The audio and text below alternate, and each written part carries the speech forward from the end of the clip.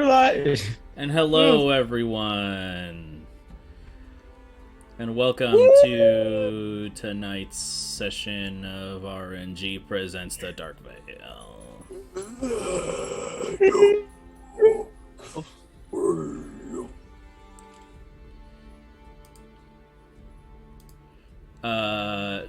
Tonight's stream is sponsored by... crap. That's a weird one. No, choose a different one. No. What did you say, Mac? Hot dogs. Hot dogs. Don't eat them. Grab a wiener, gobble up. Okay. I hate this.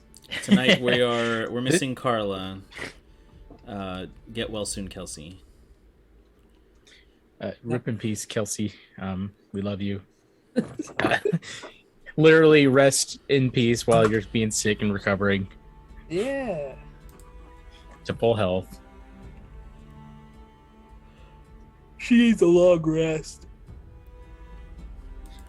Someone send her a potion of healing. All right. Let's begin the recap then. I don't think we have any announcements, do we? I got I think nothing. that, yeah. Cool. When we last left off,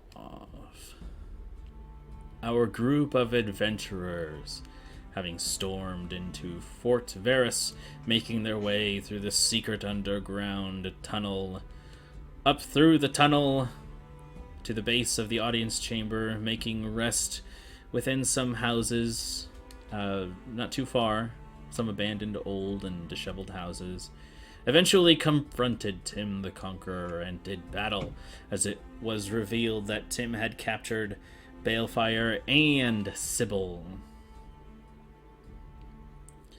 With a dimension door, Eric and Rondon kicked off the fight. And after arrow and spell was thrown and weapons were swung and one Rondon timbers nearly turned to dust, Tim fell in battle, being cleaved in half. And as the dust settles on the battlefield,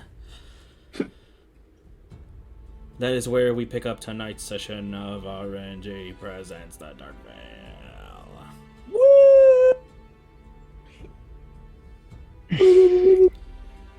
So, Thank God for as clipping. Tim falls, and you begin to take the time to assess the situation around you.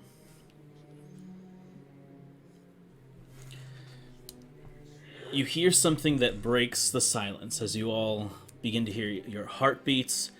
You are sweating, just full adrenaline, and you hear from the back of the chamber, behind the throne, someone approaches from behind, and you just hear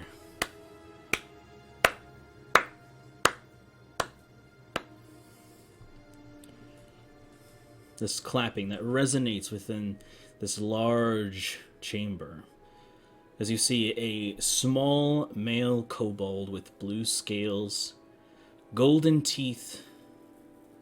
He enters the room, wearing studded leather and dark furs, carrying a small green hammer. Rondon and Dane, roll a history check. All right. First roll 9. Oh, I thought I was proficient with this. I guess not. 11.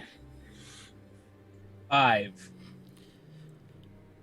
Dane, you're not too sure. Rondon, you feel as though this person's very familiar. Though you've never necessarily seen them, you've heard whisperings of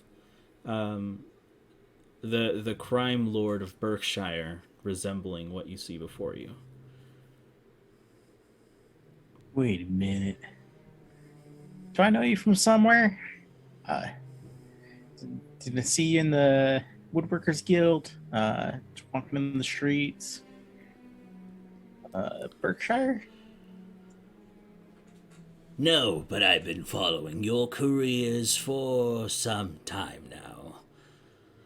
And you can see that Been coming getting out that from a lot, like from the room behind, an entourage of imposing warriors and mages begin to surround him.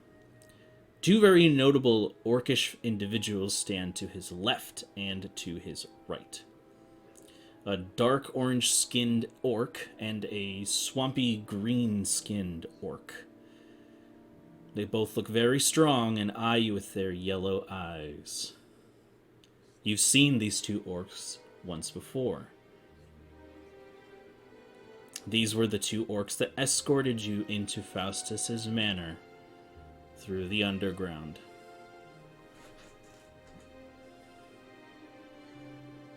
oh, I recognize these two over you. How you guys been? Oh, by the way, Pip's dead. I know you guys were like close, or at least knew each other. Yeah, she didn't make it out of Faustus's. I mean, she made it out, but like not alive. There's no response. Okay, good talking to you. Among this entourage, there are some other distinguishing characters. One such character with wearing a red robe, this kind of feminine form. Her face mostly obscured by some kind of red robe and a red hood, holding a red and black tome to her side and what seems like a belt that holds these crimson vials along her waist.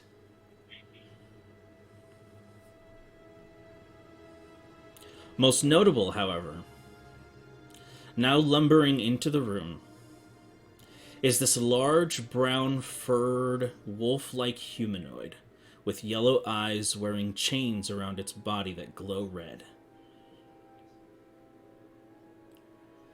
There is a sudden realization of what this is, and it hits you. You recognize this to be none other than Pip in her wolf transformation.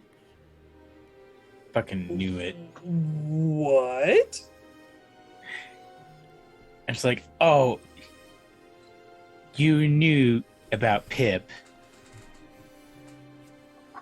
Mm-hmm. What sort of devilry is this?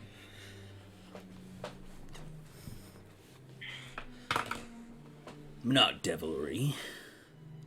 Merely keeping a contract secured.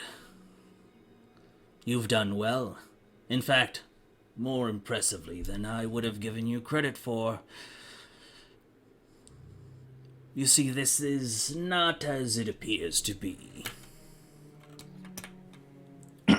Though, you see, we were monitoring you.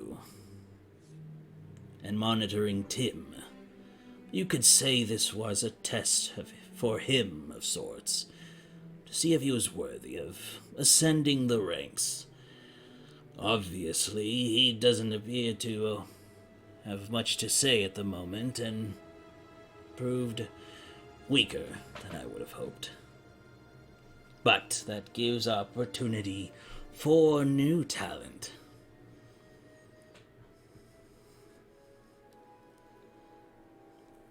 Do any of the people in this entourage look like Niffy? None.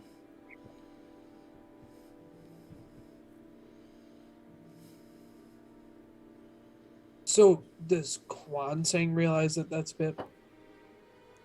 Or is that just Dane and Rondon who do? It would hit all of you. You would have seen Pip in this form many times before. Sure. You said a contract. What use is she to you? She is very powerful. Not very talkative these days, but I am merely fulfilling that contract. You see, it was quite troublesome when she went and got herself killed, so I had to do some things to make sure she kept her end of the bargain. You can see he snaps his fingers, and suddenly that red-robed individual, this female form with the hood, suddenly opens this red and black tome. You can see she grabs a vial from her hip and uncorks it and begins to spill the blood onto its pages. These kind of dirty, almost like stained beige and brown pages, and you can see that the blood kind of splatters and begins to almost lift up off the pages with this kind of arcane glow. And you can see that from this glow, this image begins to appear. And you can see pips form inside of this beautiful marble-floored chamber with this large, elegant, golden red throne. This kind of checkerboard, like a black and red pattern marbled floor. And she stands in front of Kritkak. And suddenly this vision that you see, this sound begins to emit from it. What I want to know is, what price are you willing to pay to have this deed done? Because it will not be easy.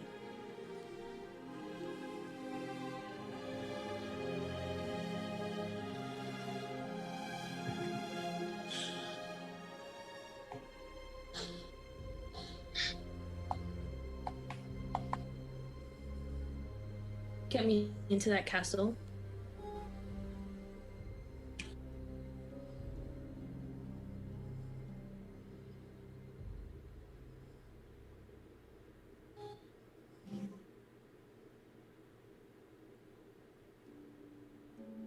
And I am forever in your debt. And suddenly the spell closes.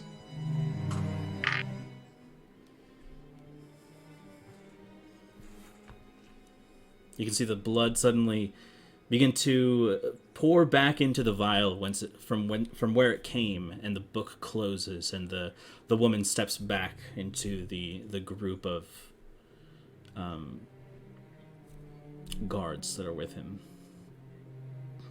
Damn it. Pip, you dummy. I thought I was the illiterate one. Turns out she's the stupidest of us all. I'm sorry. I gotta respect her death. Question mark. Question mark. Well done.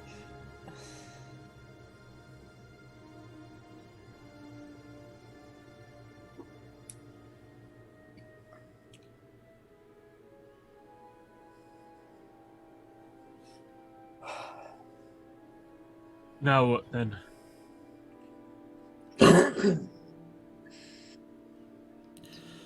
Well, since Tim failed to show his leadership and his power, and now I have other powerful allies and thralls, but it seems that my eye is turned to another group. Now, you may not know it now, but there are some things in which we agree upon. And though there may be some ill will towards us now, I wish to see you grow, for you will be useful to me later on.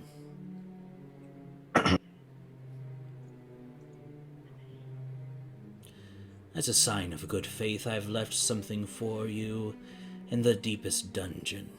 Well, the deepest accessible dungeon at the moment. You'll see what I mean when you get down there. But for now, we will take our leave. No need to force our hand. While I am Lord of the underworld of Berkshire and its southern region, I am not a savage. And as I said, you may find that our interests align as the road goes on. I'm looking forward to how you grow in the future. For now, congratulations. He snaps his fingers again, and you can see that from the back of this armed force that he has behind him, this large leather sack is produced, and he throws it on the floor of the chamber. To the victor go the spoils. Congratulations. We'll be keeping a very close eye on you. You can see this one mage from behind, wearing these black and gold robes, that has these like fractal tattoos over his face. Bald Asimar, with this very deep purple skin and these pupilless white eyes, seems to reach from their back, and you can see this kind of almost like a wooden, like a roll made of wood. And he unfurls it on the ground, and you can see that on the ground there are all these kinds of symbols on it, but obscured from sight to prevent from studying it. And he begins to cast, and suddenly a teleportation circle is activated. Yes. Just as we're all still in the room, as Kritkak is giving his little speech, I want to try to mind link with Wolf Pip. Okay. Pip, can you hear me?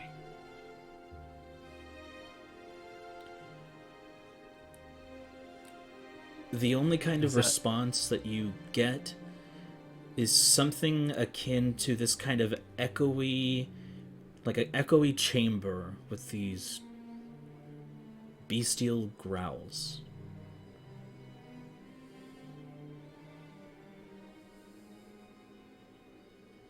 Okay. I won't press any further. One by one, they all begin to disappear. And with that sound, this dinging sound appear. You know, for how terrifying that was, it was awfully pleasant. Kritkak turns to look at you and smiles as they all head through the portal, and you can see that this wooden almost roll of like a teleportation circle that was unfurled onto the ground seemingly collapses in on itself as it kind of disappears. Yes, Eric. It might be too late. Did it look like, I know Pip was in chains. Did it look like she was going willingly, or were they pulling like a leash and hugging her through? It seems as though she was going willingly, yes. Okay. And the teleportation sigil collapses in on itself as suddenly the room is empty.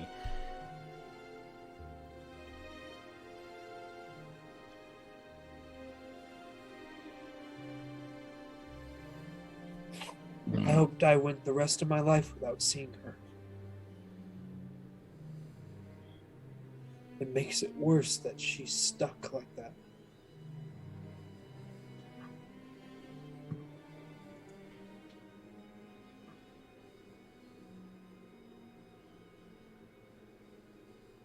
Rondon, you knew those orcs. Where from? They led us to Faustus's entrance, underground entrance. I was gonna say, you remember, you were there, but you were there, but you weren't there. You were in prison. I mean, Pip kind of brought us to them, and they brought us to the underground tunnel for Faustus's manor. Pip made that deal because I went and got myself arrested. Albeit, wasn't the best plan that we had. I thought that if I turned myself in, that you all would.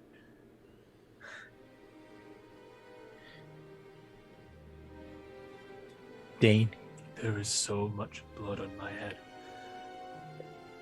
Dane, I think we were kind of doomed from the start. Kind of wasn't just you, buddy. It's almost like we're playing this sick game where we're just constantly having the dice stacked up against us. You know, we got that 20-sided die, just constantly Are you rolling. on drugs?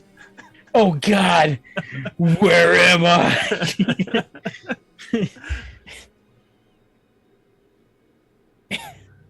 I'm sorry, everyone. Pip's like that because of me. We could have got out of Berkshire that day. Pip and Niffy would still be alive. Dane, Pip's like that because Pip did that. Yes, you're in jail, but you weren't the one that made the deal. We would have found our ways in regardless of whether or not Pip made that deal, but Pip's right there because Pip did that, not because of you. You can see that Sybil speaks up, and she says, "Listen, whatever feelings I had towards this Pip in the past, as someone who is reckless herself, I can say that the only ones responsible for our recklessness and hot-headedness are none other than ourselves. Whatever situation you put yourself in, you're not responsible for the actions of others. It's better to live without these chains on you, Dane."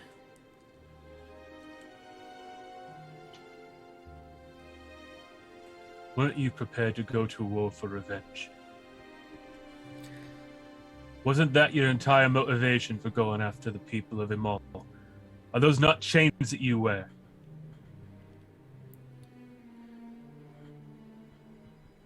Sure, my motivations weren't as pure as I claimed them to be. But nonetheless, two warring factions spill blood. I just happened to be on the one that you didn't align yourself with.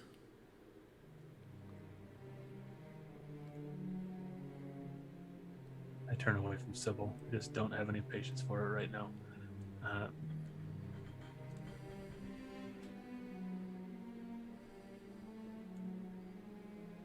Dane, I don't know how to tell you this, but I'm honestly kind of on Sybil's side.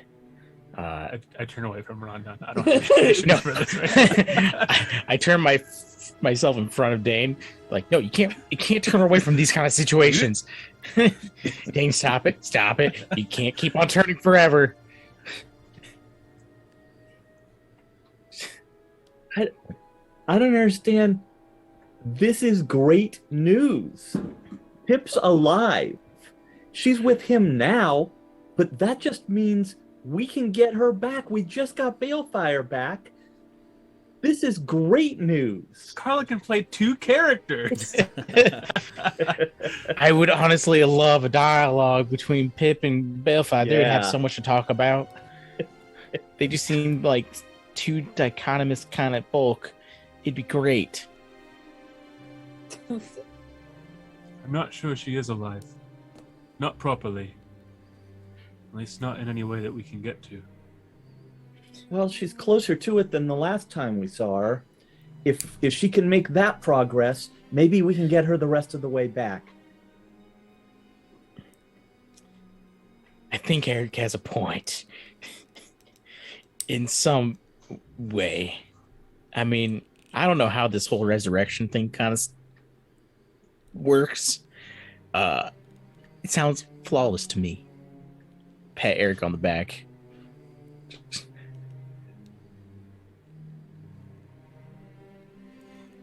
No, this is it. We can get Pip back.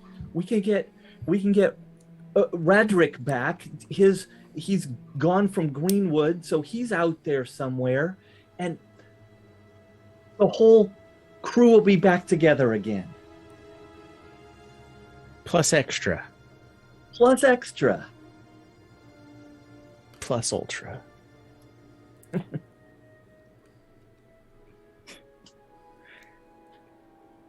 So, Brandon, he dropped some package of stuff or something, or was that as part of the casting of the teleportation?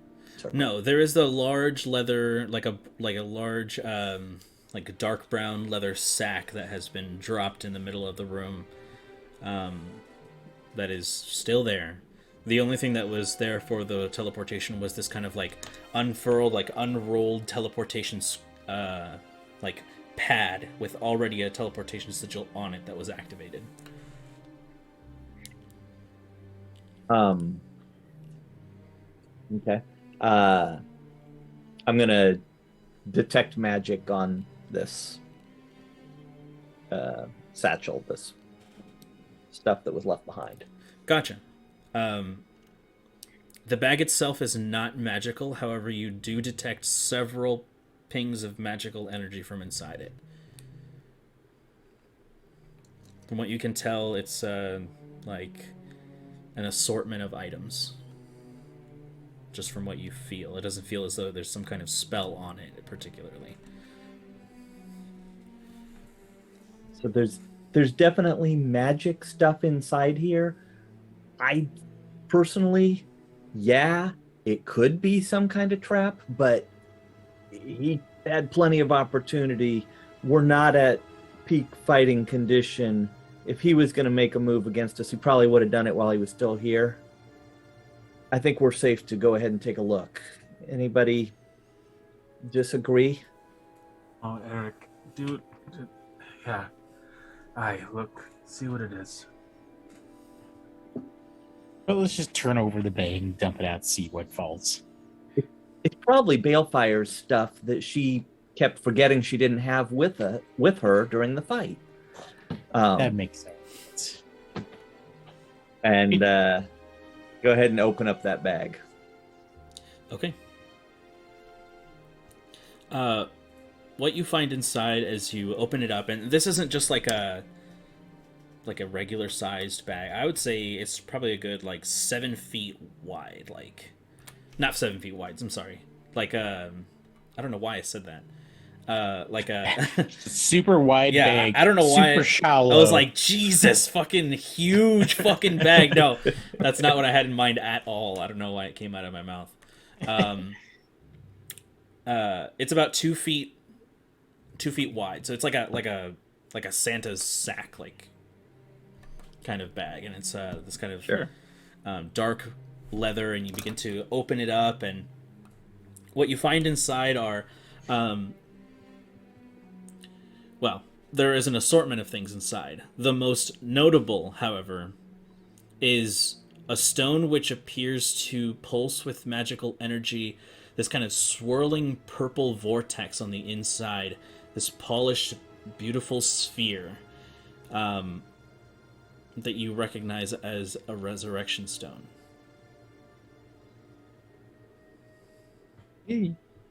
Ah.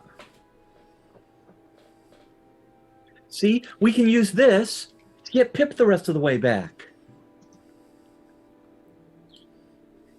I don't see what could go wrong. I don't know anything about magic, Eric, but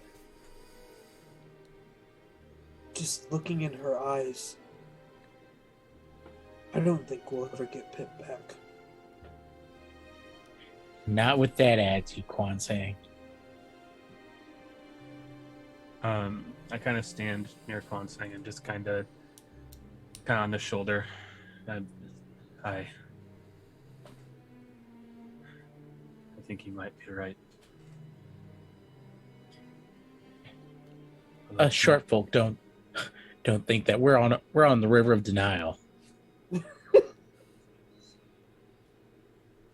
All right. Anything else? For the next one, I'll have you roll a d6 for me. Okay. 6.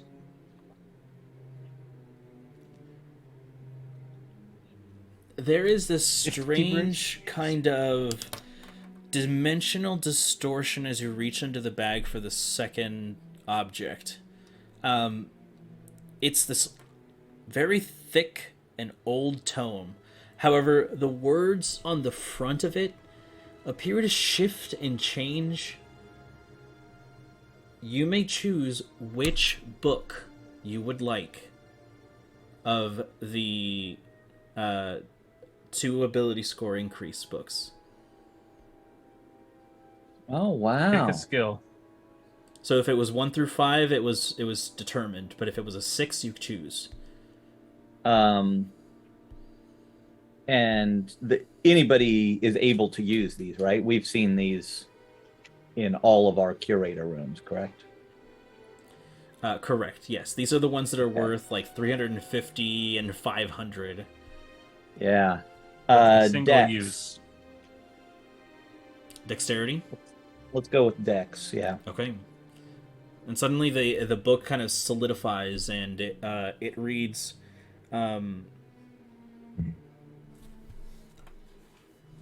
Which one was that? Quickness of action. That's the one. Tome of Quickness of Action.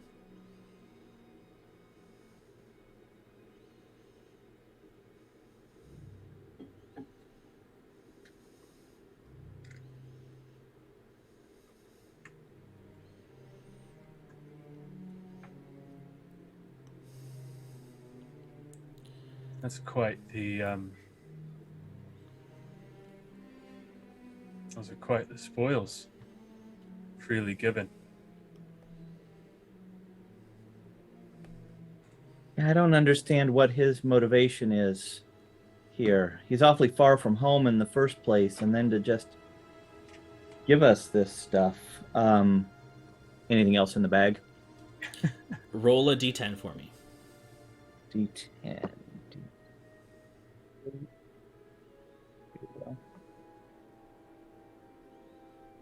4.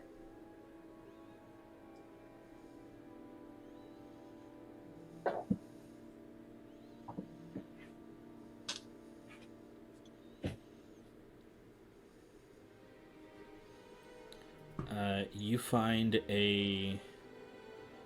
Oh, geez. What's this thing called?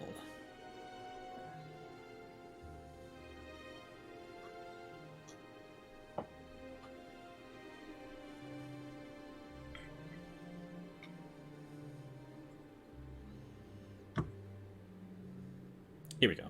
You find a this kind of golden brooch, or brooch, however you pronounce it.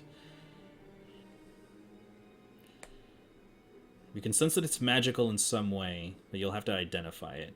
I guess with this, there really isn't anything pressing. So, it's a brooch of shielding, which gives you resistance to force damage and protects you completely from the magic missile spell. Oh. I think it's pronounced brooch. Is it brooch? Yeah, because brooch is like something you kind of pin on to, I don't know, dress shirt or lapels, etc. Mm-hmm.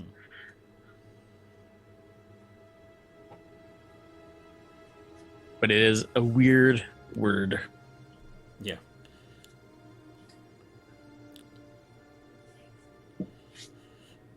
Next thing you find as you continue to search in the bag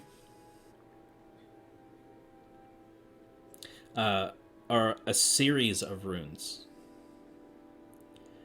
You find... actually, I'll have you roll 1d8 for me. 4.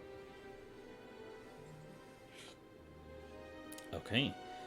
So, you find 1 rune of swiftness, +1.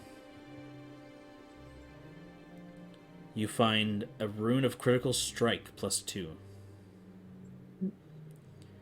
You find a rune of defense, +2.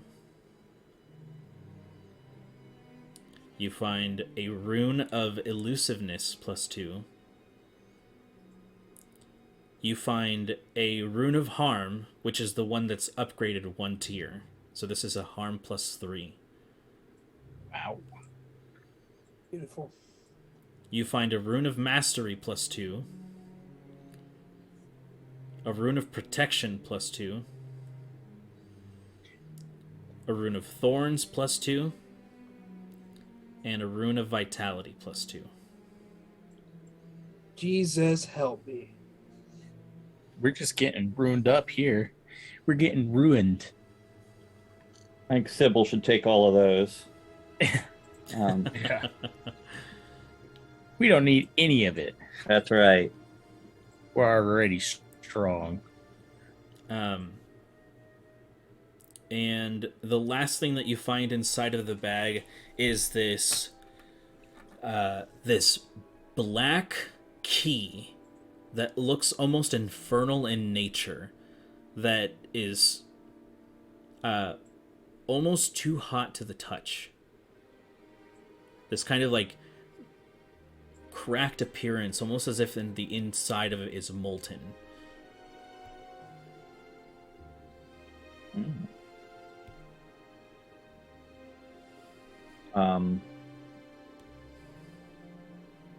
Assuming I do an identify on that, do I get any information off of it, or is it really just this is going to open something? It seems as though it's a magical key to some kind of magical lock, but you're not exactly sure what.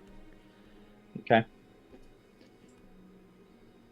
But it is... All right, well, that would have been a bunch of identifies, so Right. people can be doing things while I was doing that, because that took me 10 minutes for each thing I had to identify. Right. The power that you end up reading from the key, however, is that this is no ordinary key. This is like an absolute lock. Meaning that nothing in the world besides a wish spell could open this, whatever this opens, besides this key. Timotang. Now, why would Cricket give us this? If there's something that only this key can open, why not just give us whatever's behind? I don't know. I wish you had stuck around to ask these questions. I mean, maybe the answer's in the dungeon, but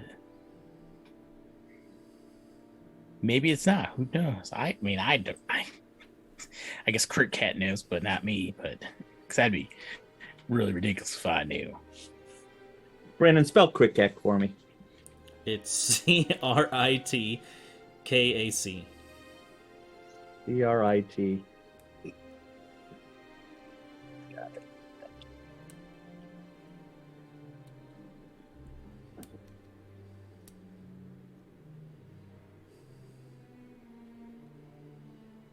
All right, so I don't know if you guys wanted to be doing stuff while I was identifying, because that's a lot of time that took. Well, Eric's looking over all that. There were quite a few more inhabitants here that didn't seem to have left on that fancy dance floor thing. Should we go and tell them?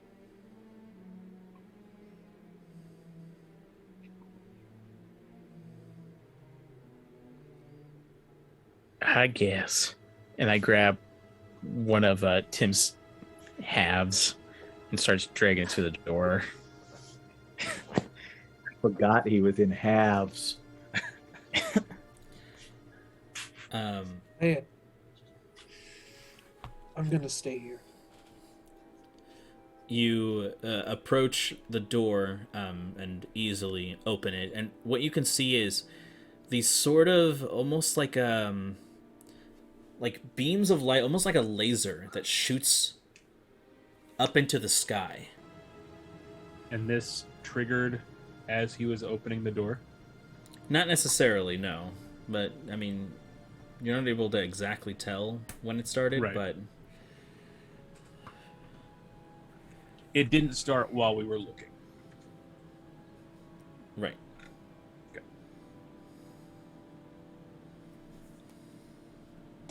What color was it, did you say? It's like white, like this white light that just kind of... Okay. Well, that doesn't seem normal.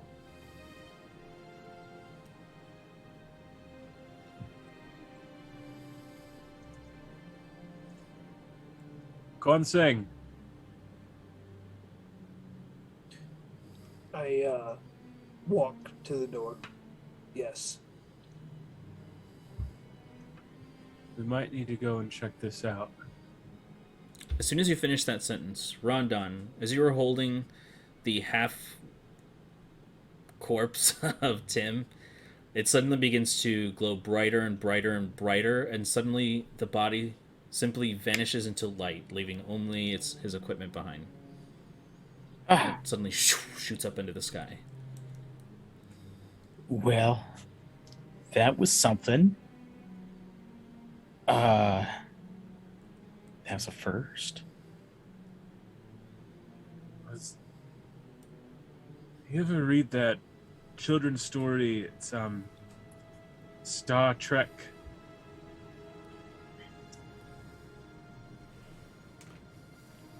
No, I don't read. Good point.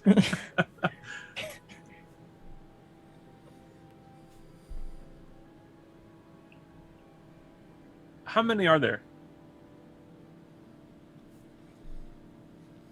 How many are there, what? Lights? Yeah, I mean, I count them myself. it has to be, at least 100, probably going up to 200, and it just like... Wait a second. Was Star Trek that one story about a guy named Piccolo? No. Nope, lost it. No, Picard. His name was Picard. That doesn't sound right. I don't know. Anyways, I think Can't wait with you guys. the base is empty now.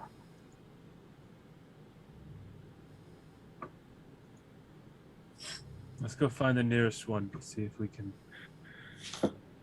make sense of this. I guess I'll start moving toward the nearest laser in terms of... Or, hear me out. We might be in the presence of Power Rangers. I remember my dad telling me about stories about the Power Rangers. It sounded cool. Didn't they turn into dinosaurs? Were they druids? They might have. It sounds about right. It makes sense. people Then hate they can us. People hate us because all of our conversations are literally just TV show and movie references. Yeah, that's just my brain, man. This is your guys' You- fault. I about fell out of you the chair. Good, because people love us. You jerk. Yeah, you jerk. Yeah, so I'm going to find the nearest, laser, if I can find one that's close enough to walk to. Well, it's We not were as just though right it's not as there. though they linger. They shoot up into the sky and disappear. Oh, got it. I think someone named Scotty's beaming them up. Who? I just had to make Drew mad once more. I'll try to be good. Yeah. So the room that the audience chamber here should be littered with corpses. That's right. Are we getting flashes of light and them disappearing? That is absolutely correct. As Dane, you are stepping out, you can suddenly hear this kind of a radiant like humming sound as Eric, as you were investigating the bag itself, the corpses around you, littered in the chamber, suddenly begin to glow brighter and brighter and shoot directly out of the chamber and just whoosh past Dane and travel directly into the sky.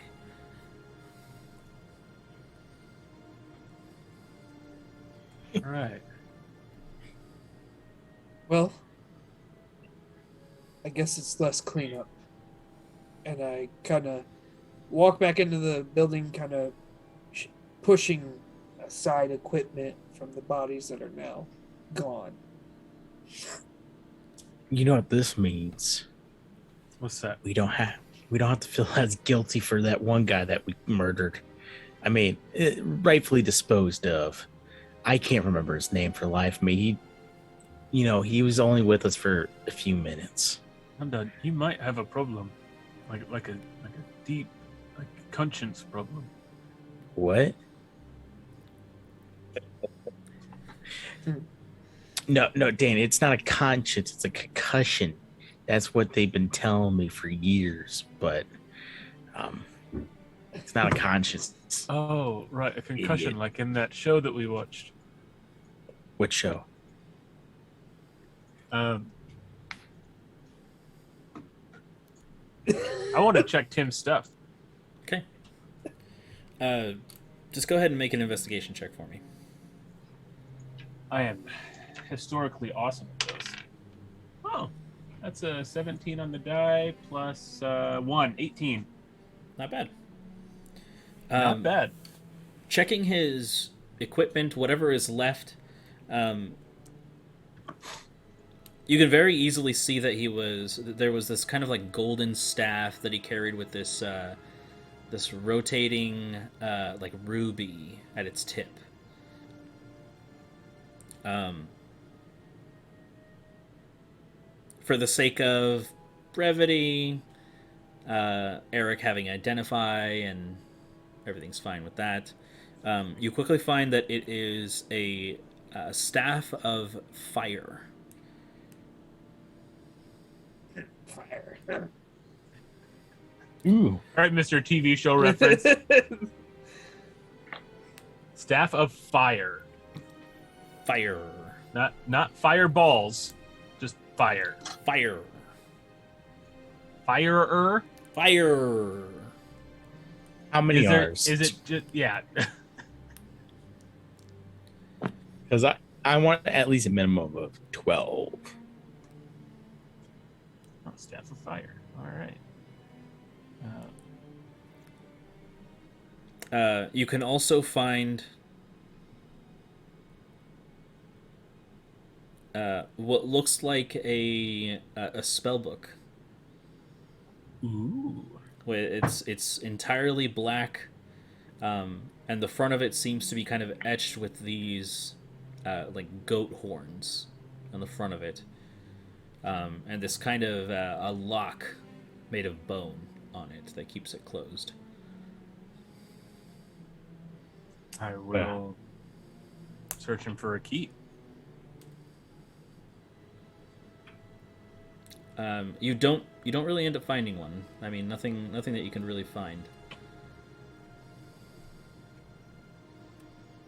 This might be way too obvious, but does that key work for this? Oh, this key is way too big for that. I have no idea. Does this key look like it would fit? Interestingly enough, the key is much too large. The key itself is probably I would say like 6 inches across, like diagonally. So it's like pretty big. Okay. Yeah, but all this magic stuff, it's probably going to shrink to fit the lock. Let's try it. Fix the lot. Wait, why don't we not shrink the key, but grow the book? Ooh. Makes it easier for Undone to read. Bigger words do help. if I knew how to read the words. Aye.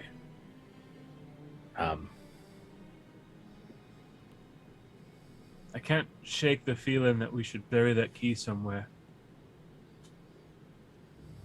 I don't know if I want to know what that opens. Well, again, it might help us with whatever's in the dungeon.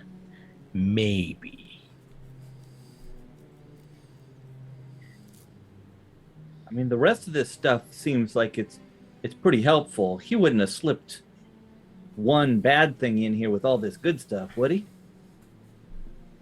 Well, he dug our friend up from the grave and put red chains on her to use her as a werewolf for the rest of her days. This is what I'm saying. He's a good guy. He's bringing her back from the dead. This is great for us. We're so close to having Pip back. I lean closer to Quan saying, is there something with being short and not having a conscience? Is that like a... I am starting to worry about morality. Pickles The walks real up. I don't understand why you guys aren't more excited about this. That's our friend. Pickle walks He's up and he back. says, "What are we whispering about over here?" Oh God! How do we have I this take conversation the with a staff and I child? cast Fireball at Pickles. This is it's a question of morals, Pickles. This will be good for you. Dead person, dug up from the grave. Chains wrapped around them to be used for the rest of their days. Good or bad? She's alive. Alive means good.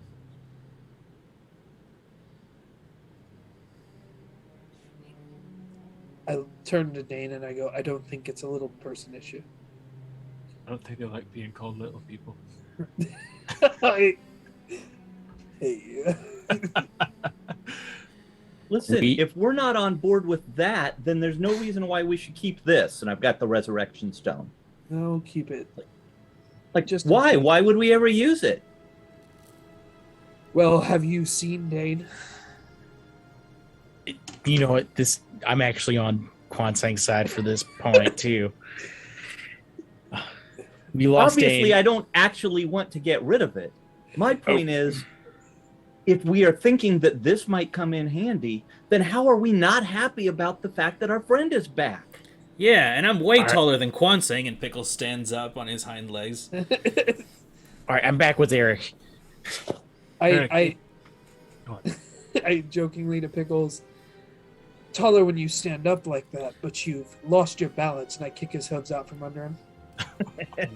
So he lands on his butt. So it cracks open his skull. And he falls. And he just, son of a bitch, and he just falls. Language, young man. Gonna give Pickles the Book of Dexterity. Right. Quickness of action. Eric, if that is Pip, if she's really in there, then that's something that we should be celebrating. But I'm not sure that it is, Well, what makes you so sure, Dane? because I tried to speak with her the way that I speak with you all sometimes when we don't want to be heard, and I heard nothing. It was just echoes of bestial nature. It wasn't anyone in particular. It was just the wolf. And maybe she's in there somewhere. Maybe there's a way to recover the Pip that we know. But I don't want to get our hopes up and then run into disappointment when we can't. Yeah, all right. Well, that's information I didn't have. I'm sorry, You told me like a month ago, but a day ago in the game. You told me I carry too much weight that I don't need to carry. But this is why. Because when I'm not mindful of it, I get us in situations where things like this happen. Pip made that deal to save me because I didn't think through what I was doing. again, to be fair, we were already kind of planning on going in there anyways. I mean, this was just kind of a little hitch in our step, but again, we were already basically in there.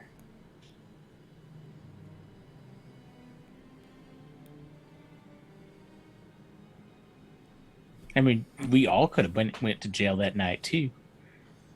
That would have been a story. I only get. Go ahead. Nope, go on. Eric, I only get nervous with playing with the dead because the story of my people. The legend of Bozu.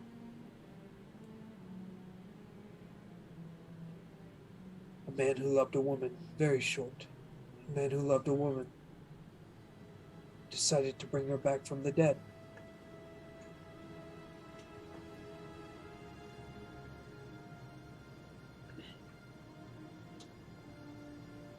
In the night, she slit his throat.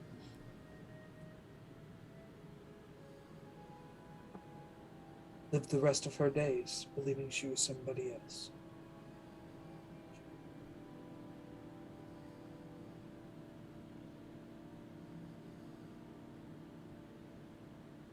What if that's Pip?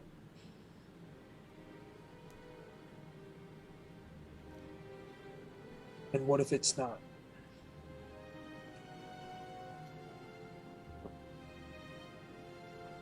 I don't think that we should rule out that it could be. I think you're right to have hope.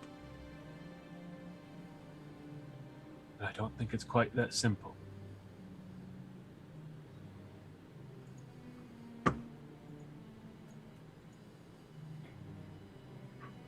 Well, if it's just something animating her body, if Pip isn't still in there, that's one thing. But if there's any chance she is, I want to get her back. I agree.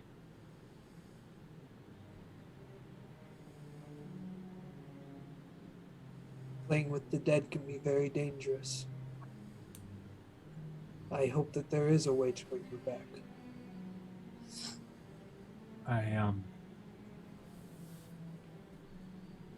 Velen taught me, well, he taught me of the existence of magics that I'll have access to someday. I can see that done. But I've got to level up like 7 more times before it's an option. Drew, I wanted to apologize. I was ducking away laughing because the way that you started it, story of a man who loved a woman, very short. I thought you were talking about the woman. Oh, no. They were in love, but she was just tiny, dude. Back to the small people thing again, and yeah, no, you're good. I thought there was like an 80% chance it was going to be a story of an episode of Dragon Ball Z or something. Yeah. No.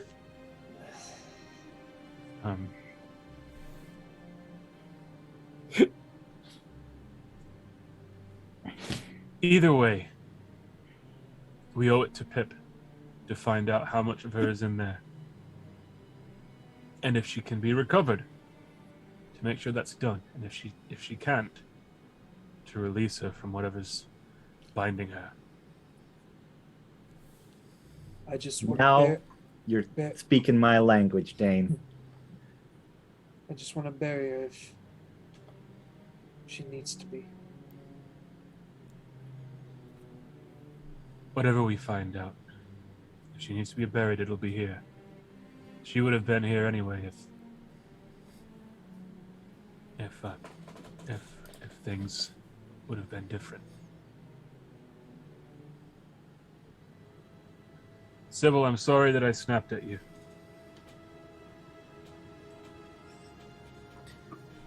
It's all right. I'm a big girl. I think you keep quite trim, actually. I don't think that you're She just rolls her eyes at you. Jesus, Dane, you can't say stuff like that. Like what? I was trying to give her a compliment. It's a weird compliment, Dane. All I know is whenever Narina would say, "Does this tunic make me look fat?" the answer was always no. You always say no. When she says she's a big girl, you tell her she's not. I don't know what you want from me. This is hushed, like stooped down towards Rhonda. I just want you to not say stupid shit. Okay, yeah, I'm the one. Hey, I'm what are the we one to say whispering about stupid over stuff. here? Pickles like Sorry, Pickles. pushes his face through. We're talking about how to address people and these sort of social norms that we have. Things that help the society flow smoothly. I don't Or know just what any of those words meant. it's okay. I honestly don't know what I'm talking about either. I'm exhausted. Those were a lot of words. I'm just gonna fall over and fall asleep. Pickles walks over to Kwanzaa again and just stands up, like looking down.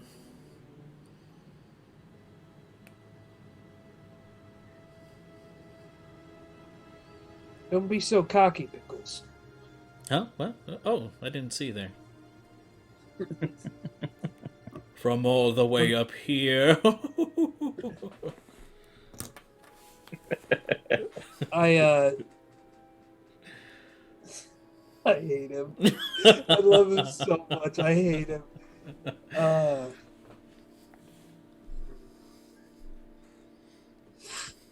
Well, we should probably look around the place. We need to find you a room. I believe this is ours now.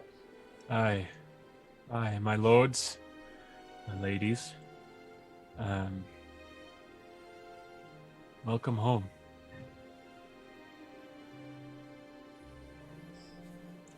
So it's Kind a of, bit of a fixer-upper. That's exactly what I was going to say.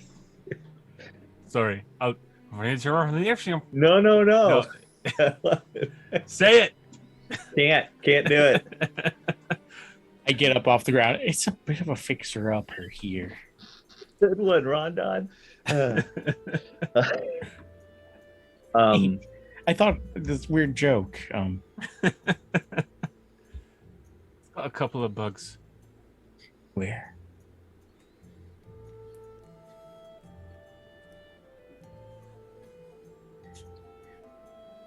I'm going to put Borby's saddle on and just kind of fly a circuit over the buildings just to kind of assure myself that all of those lights were everybody disappearing and that we don't have any other stragglers around.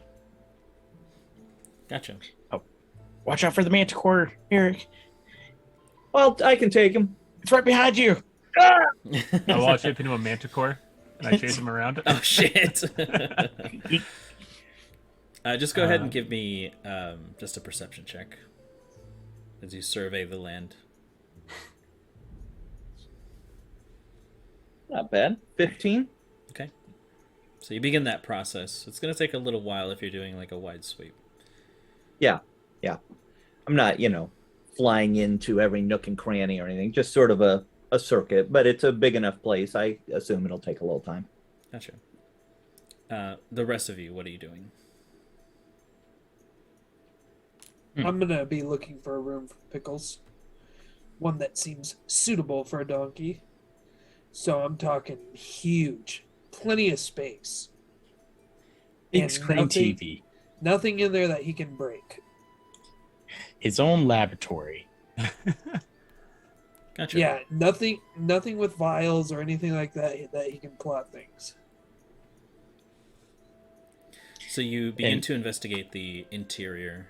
You can notice that there are 3 different directions you could go in terms of elevation. There appears to be a room where there is some kind of like well, actually, there's a lot of dried blood that seems to be dragging its way, like kind of down this stone staircase. It seems a little off from the rest of the kind of architecture. You investigate another room and see that there is actually a beautiful staircase that leads upward. And then there's another beautiful staircase that leads downward in a different room of this, like splitting off from the audience chamber, depending on where you want to investigate. Let's go up the beautiful staircase. Okay, gotcha. So, taking the time to go up the staircase, you can see that it leads you down, or rather into like this very large hallway where you can see several different branching paths. Well, I guess I should say what would once be considered beautiful, as this whole place is very, very old. And so you begin to search the rooms. No presence of any living creatures, anything like that.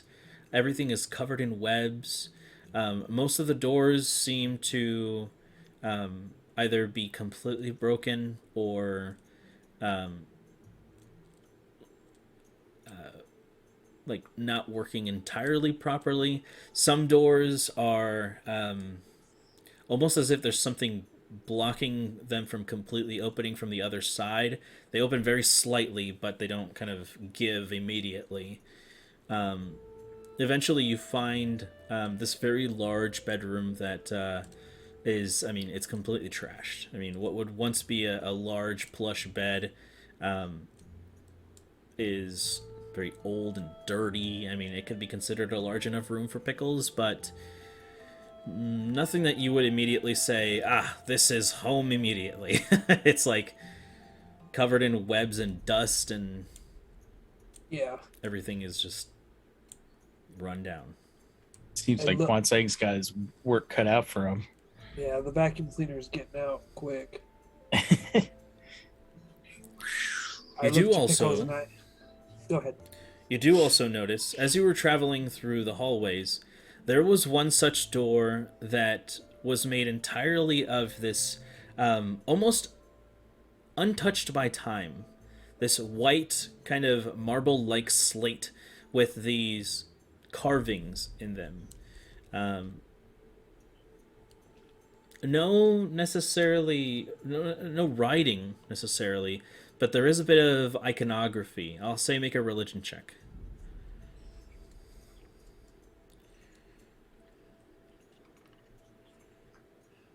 Dirty 20. Dirty 20. You recognize some symbols on here. You recognize what looks like a depiction of the prime deities. You've got Aragoth on the top, you've got Vaniel in the middle, and then you've got Tenebris in the bottom. All of them holding these kind of radiant spheres. And you can see that there are these kind of twinkling bits, almost like stars around them.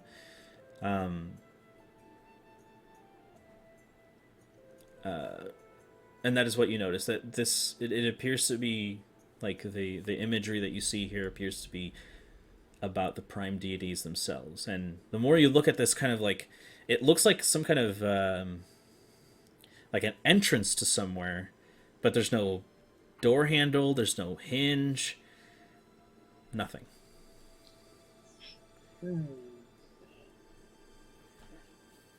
Could I do a closer investigation to see if there's like any holes at all or anything like that? Like somewhere you could put like a flaming key or something? Sure. Go ahead and make an investigation check.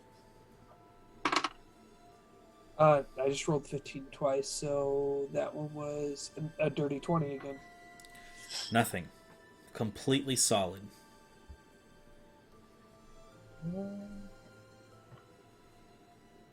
See, Pickles, when we come across things like this, our initial reaction is to what?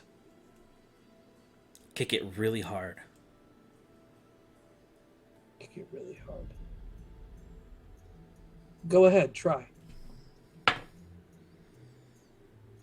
You can see him position himself with his back kind of towards the opening itself. There's this very loud kind of clap sound, and you can see him just and he begins to kind of like his leg kind of curls upward, and you can see that he kind of hurt himself hitting his foot against solid stone material. Right. A lesson for you, Pickles. Not everything can be taken out with brute force. Yeah, I guess. Well, anyways, you're 2 weeks old or whatever, and you just learned a new thing. We should find you a room. And you continue down the hallway. And eventually you do find that room. And now, when we find it, I look to Pickles and I say, is this suitable enough for you?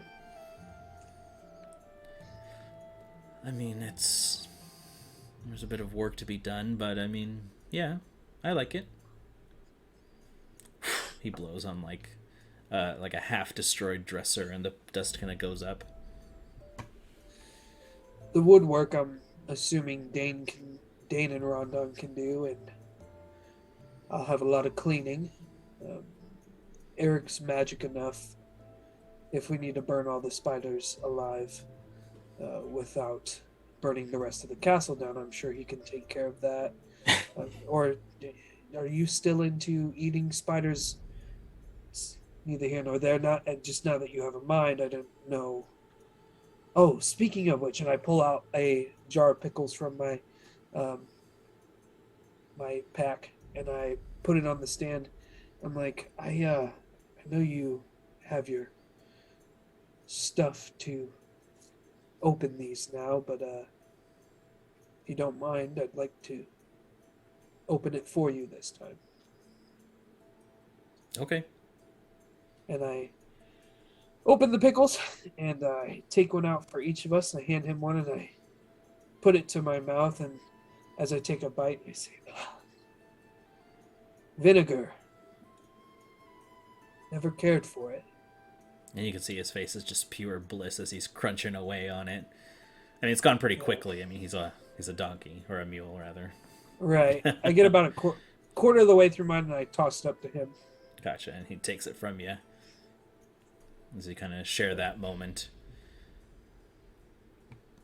And I will start to make my way back and yield my turn. Okay, all right. There's a part of me that when you said I open up the pickles, then I was expecting the font sentence to be like, and then I open up the jar, and it's like, what? I gotta take a little step. My wife just walked by when I said that. Perfect. Hi, Jordan. I don't know if you guys heard her. It's probably gonna be on the recording. She goes, "You're so weird." Well, she's not wrong. Love it.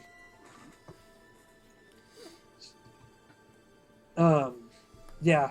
So I'll yield my turn. When I get back, I do want to make note of the door if anybody ends up feeling the need to visit that, but just so you guys are aware. Okay. So then, Rondon or Dane, do you have anything? I mean, I guess for the most part, other than eventually not sussing out, but like passing out the runes, just kind of like I guess I want to find like the kitchen area just to kind of see what I'm working with, and then find my own room. Gotcha. So I'll say for the sake of this, just choose. I mean, you could choose one of the 3 different directions you could go. Down that kind of the blood-soaked trail that leads towards this like very like dark stone tunnel. The fancy upstairs or the fancy downstairs. I'm just gonna look at the blood-soaked path. I'm like, this has murder feel to it. I think I'm gonna go downstairs. Crazy enough, we are getting pretty close to Halloween. If we waited to go down there until Halloween, no. All right, so You're so weird. taking the downstairs path, it leads you to this another series of hallways. But eventually you do find what is a kitchen area. You can see that there are several utensils which have long since rusted over and are just, completely unusable. Everything is covered in webs and dust, and the only thing that's really survived here is anything that's made out of some kind of stone material, and you can see that there are like very nice granite top counters and whatnot. With a little bit of cleaning and some love, you could probably polish those to be as as new as before, with some attention. But very obviously nothing edible, and all of the food stores are simply dust. Nothing even rotten, just dust. I think I could do something with this dust.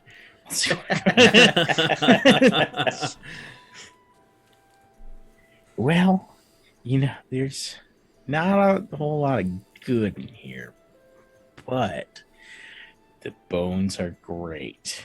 Look at this countertop. Oh boy, you can cut right through some ribs and not even have to worry about scratching the counter. Oh boy.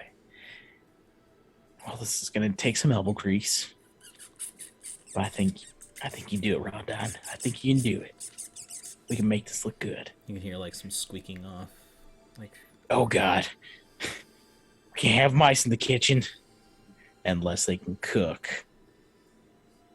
I turn to the mice and I'm like, "Can you cook?" Well, I guess I have to use my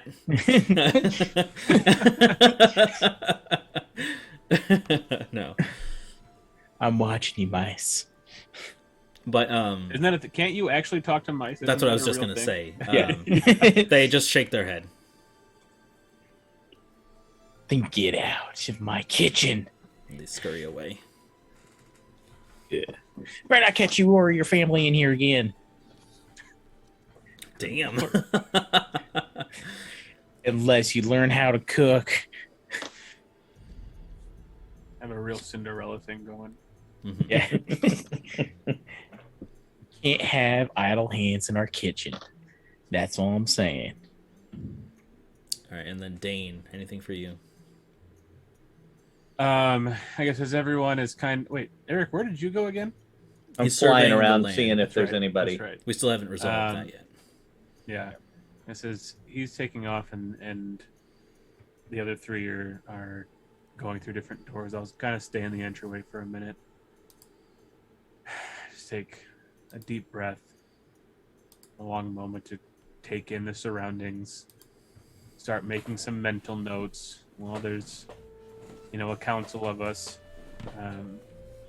We don't need a single throne anymore. These pillars are going to need to be replaced. Going to need to correct or repair a lot of this. The carpets and rugs and things. I take a moment to briefly consider what kind of beast or monster this is, splayed out in the middle. Which I'll roll a check to try and determine something if you'll allow me. Yeah, go ahead. What am I adding? This will be Arcana. Okay, well, matter. I guess it doesn't matter. Yeah. Hell if you know, but it's ugly and it's old. The rug doesn't appear to be in good shape. It appears to be leather-like, which leads you to believe it's some sort of reptilian or maybe a dragon. You can wild shape into it, but you're just a rug. Yeah. Got him. Great for stealth. You gather that it's in such bad condition that it would. It's probably either needs to be washed and repaired, or but it's disposed of. Right.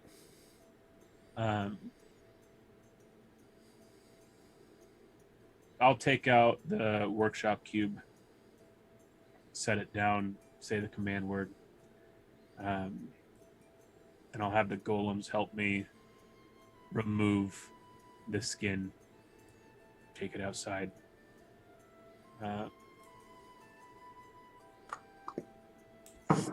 I guess we woke up and got in a fight, right? Like the moon is just rising. Let me just double check the time here. No, not the Naruto Shippuden filler list. You Wait, sure? are you going through Spooden? I am, yeah. What? Yeah, I'm skipping all the filler episodes though, so Dude, smart. So let's talk about this soon. I just finished the pain arc, and now all the Kages got together to like. The 5 Kage Summit? Yeah. Oh my god! You're at such a good part of the show. I'm geeking right now, dude.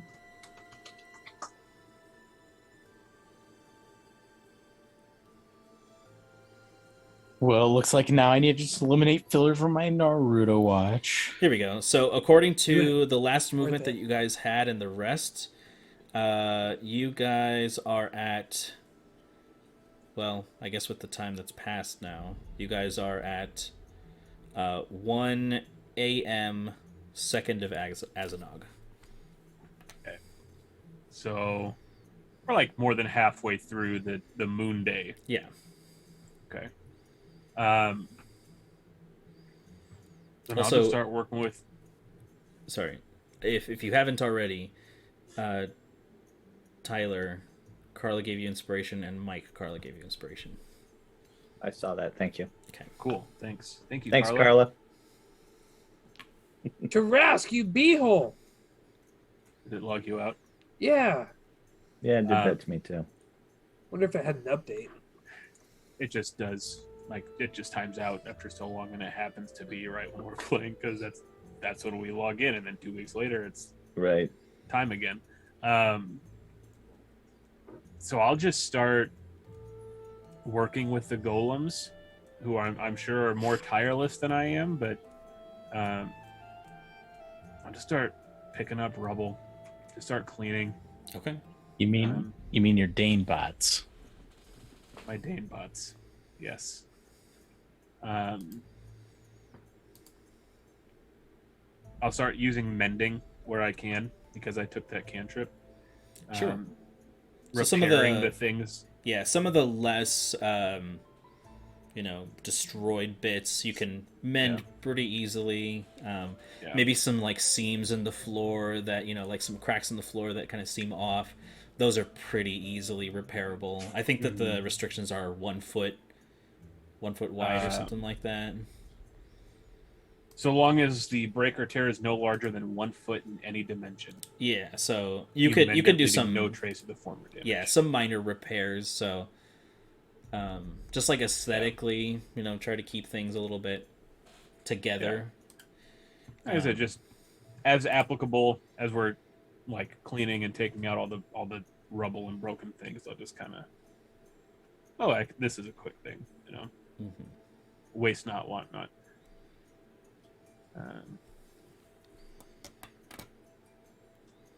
And then as the moon day is coming to a close, I will retire to the outdoors to sleep for the night.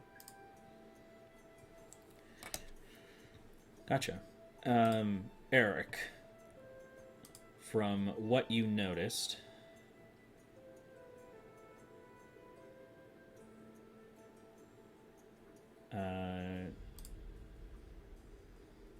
if you could open up your Tarask, go to the grounds. Yeah.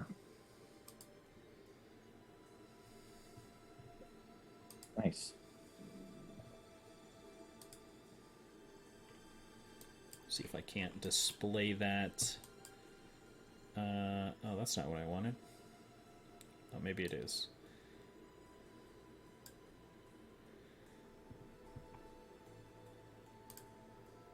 There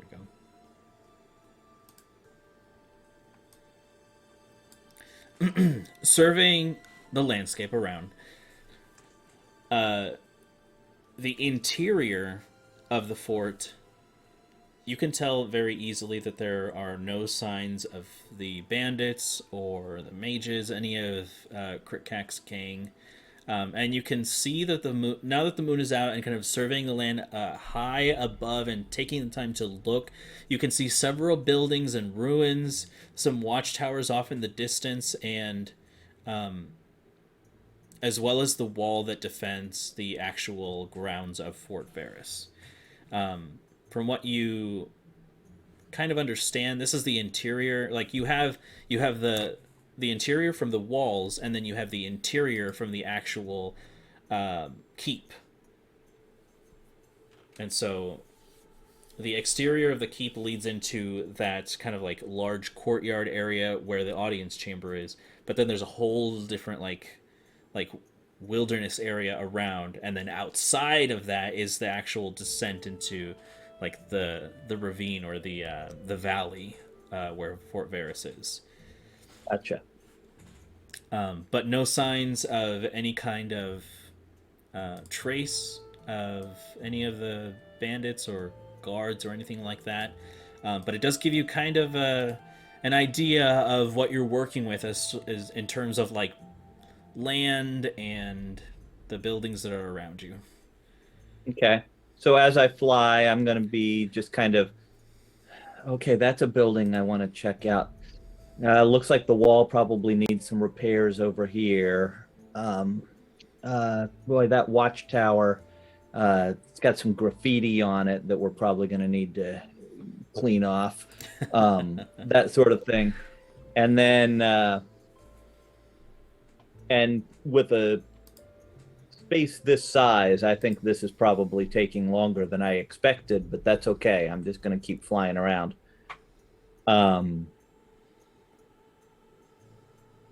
And returning to the keep, but not to the audience chamber, just perching on the roof or a wall or something. Mm-hmm. Just gonna stop there and get off Borby and let him fly around a little bit, and from here just kind of look out over everything, and then holding my book in my hand. You did it again. When I really needed you, you came through for me. I'm not going to pretend that I know what it is you want of me, but whatever it is, I'm yours. I will do it. My friends would not be alive if it weren't for you, and I will do what you need me to do. Just let me know what that is. Hey, Pip. Yeah, I was gonna say that's. And knowing knowing what that probably means, puts it away, sits down, head in the hand, and just cries on the roof for a while. Aw. Pip wouldn't have cried, so. Okay. She was just. Little wuss. Pippin. Before eventually, after several minutes, getting back, calling Barbie back and rejoining back to the audience chamber and seeing what's going on there. Sure. At this time, about 3 hours have passed so far. There's about maybe 2-3 hours left of light left, depending on what you wanted to do. As Eric returns to the main chamber, you can see that the Dane wood golem workers are hauling out loose pieces of stone and broken wood, that big ugly rug in the center, and it's just all being cleaned out.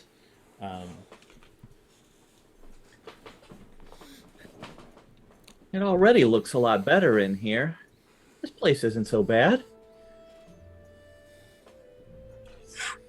You've got a long way to go, my friend, but It's home now. We should make the best of it. And Dane is just kind of not on the throne, but like kind of sitting up, leaning against. I'm assuming that those angel statues are on a plinth of some kind. Mm-hmm.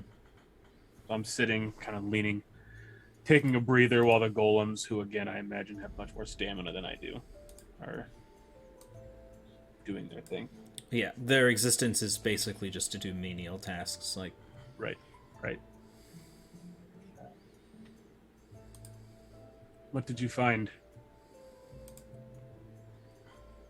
There's a lot of ground to explore. There's a couple buildings I want to check out. Maybe when we're feeling a little better than we do now, and some spots in the wall that need shoring up. But I think we're the only people here. I think it's just us. At least on the outside. Rhonda, I think you walked by it too. There's a staircase over there. A lot of blood. Oh, I've been in the kitchen this whole time cleaning it. Well, It was like, Quantic, how the hell did you get down here so quick? Yeah, Rondon and Dane are, well, depending on Dane, however much work you decided to do and not leave to the workers. Rondon is for sure covered in just filth. You just stare at me. I look like a dust bunny. Yeah. It's like in the cartoons when like a bomb would explode next to them, and it's just like the black silhouette with the eyes, you know, like blink, blink. There was a lot of carbon buildup in the oven that I had to scrape out. I could use a bath. Eric, I've got just some stuff on me. Can you do that prestidigitation thing that? No, I can't do that anymore, Dane. You don't have to rub it in. I'm sorry. That was the one that Kuko or whatever it is. Jujo. Yeah, Jujo. That's what Jujo took from me. Cusco. I'm sorry, I was trying to lighten the mood.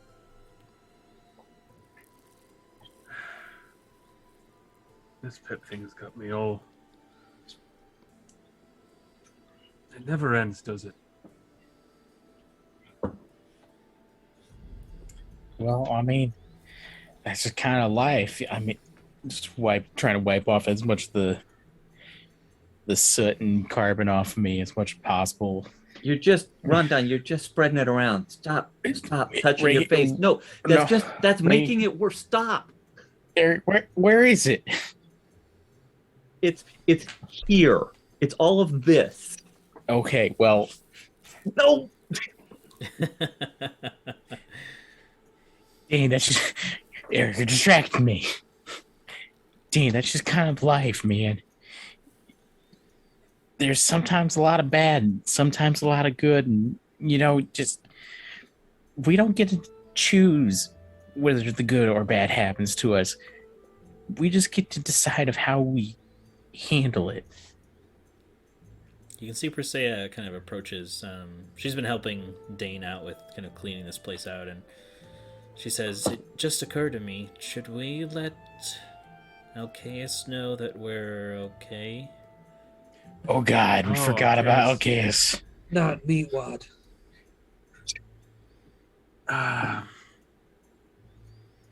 Frylock, go get him. Frylock. I- in a on top. I can. Would you say there's been a short rest? Not if you've been Maybe. working.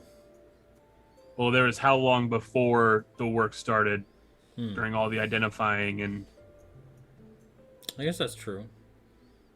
I mean, if you had to wouldn't identify take a like short rest, but 30 items, Sure. that's 5 hours of. Yeah, I'll say you've taken a short rest. We'll say that you also slacked a little bit and you were like, "Golems, go!" Yeah. Well, I I was choose you. sitting. Gollum. Din. That's all they say. Just Din. I'm Dane. I'm Dane. I can go and get the folks at the gate. That light show is probably somewhat alarming. Unless someone else wants to go, I can. I think I've got enough energy to make that trip short. Yeah. It's I'll keep cleaning around here. I got this. I'll be back soon. Persea says, man. just if you can try to hurry, we don't have very much time before the darkness comes again. Don't worry about us. We'll be back before you know it. Wait, who's us? The folks I'm going to get. Oh, got it. I was like, I'm not going with you. I'm Excuse me. beat. I watch if you do a rockling and I just pick up Rondon. Oh, dang. Is that your fastest? No.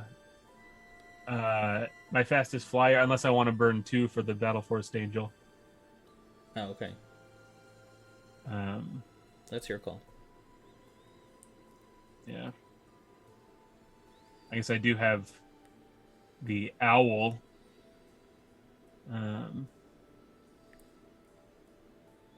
Or an eagle. Or a dolphin. Okay, just Oh, just flopping around. so majestic. Yeah, I'll do the rockling. Okay.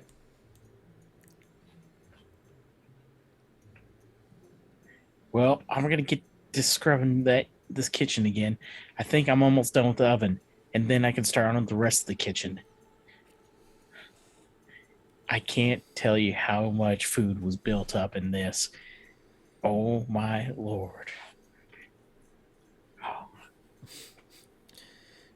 Eventually, Dane swoops out from the audience chamber, up and over the walls of the interior of the keep itself, and then out into the expanse of the wilderness that stands between the keep itself and the walls that surround it.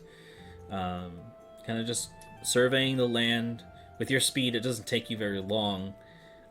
But once you reach the exterior of the wall, you travel down this kind of like winding path, and toward that long stretching stone bridge that connects it to the path, and the regular like forest around it. And you see the cart there. You see the lanterns lit. Alcaeus is not outside, but quickly you find that he is inside with Caligast. And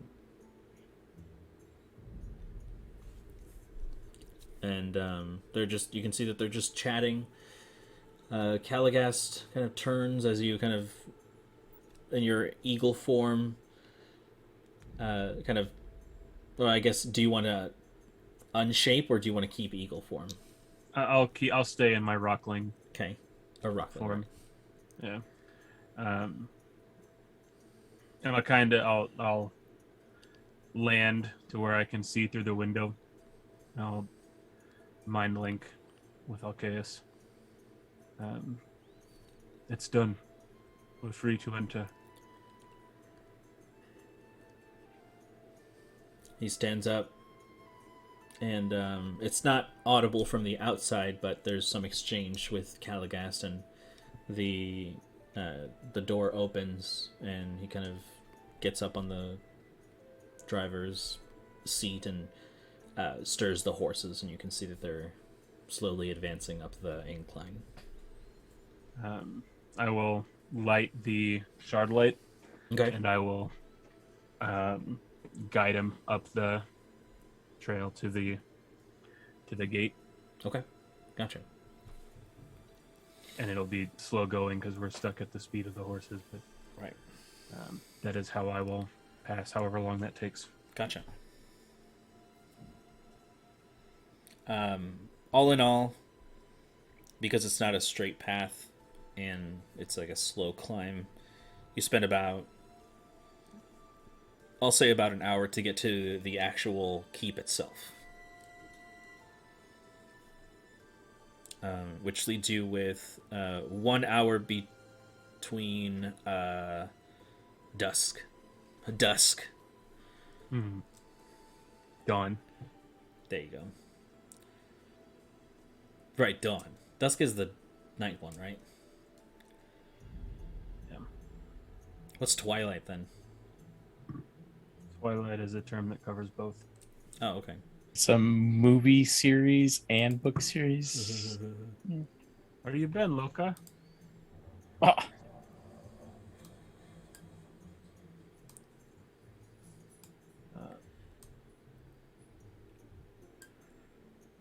Yeah, I'll just lead him up into that main fort. Okay.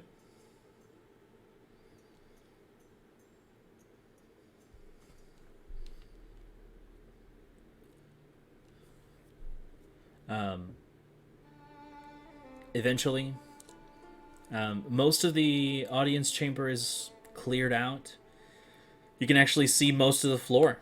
It was just covered in, rubble and junk and scattered books and all kinds of things.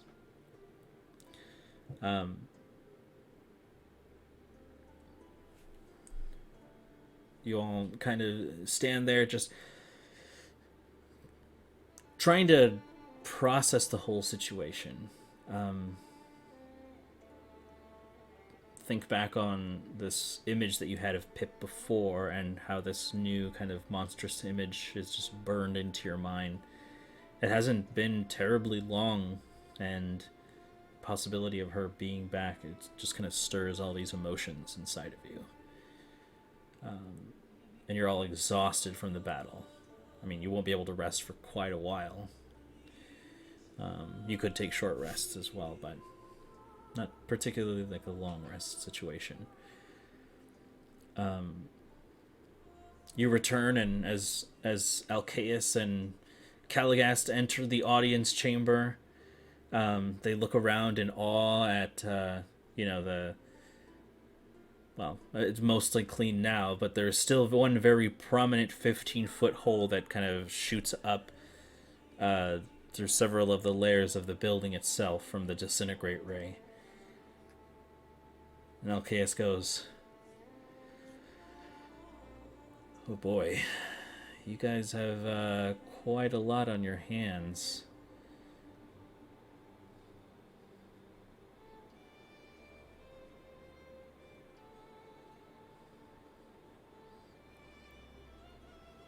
I'll Dane shape once we're back. Okay.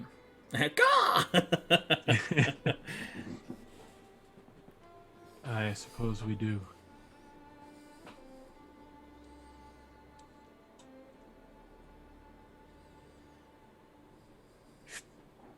Excuse me.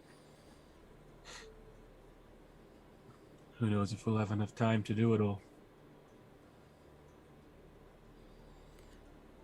It's going to take quite a bit of money and manpower to get this to a decent state. I mean, you've got your work cut out for you. And Caligast kind of floats a little closer into the chamber and says, "This will do for some time."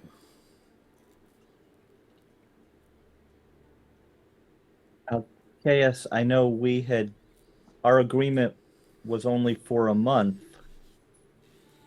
Would you be interested in staying on with us?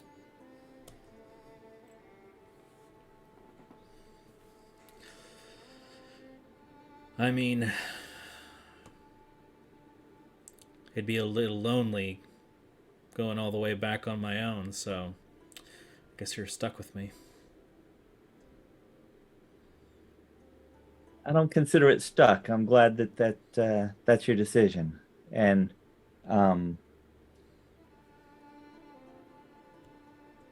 know we paid you for a month. Honestly, I haven't been keeping track of the days, but let's just assume that that month is complete, and here's payment for another month. Just we would love to have you stick around, and as you say, there's plenty of work to be done. Another pair of hands, and I'm going to give him 60 gold, which is what we paid him for the first month. Okay, gotcha. 60 what? I'm sorry, 60 quill. Thank you.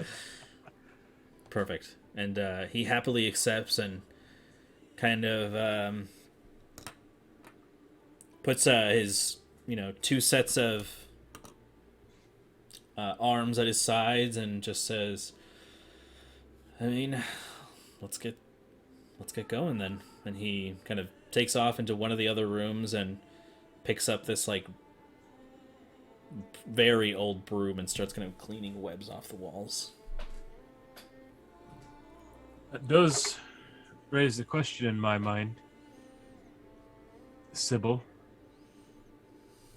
I believe we paid you for a certain length of time that has more than elapsed.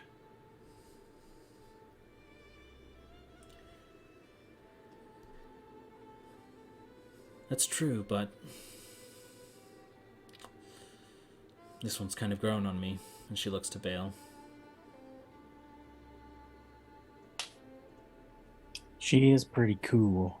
A little silent sometimes, but she's worth keeping around.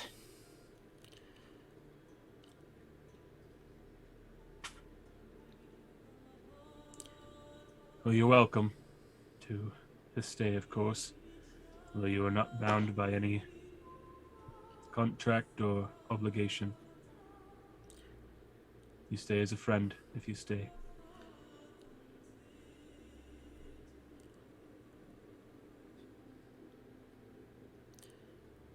I've said it before, Dane, and I apologize if there was any misunderstandings, but I know that this pip meant a lot to you, and we both have our own ideas of justice, and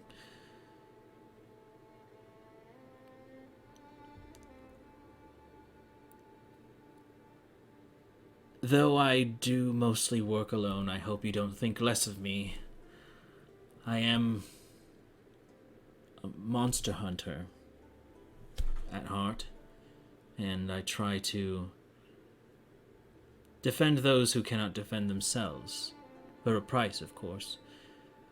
I just hope there isn't any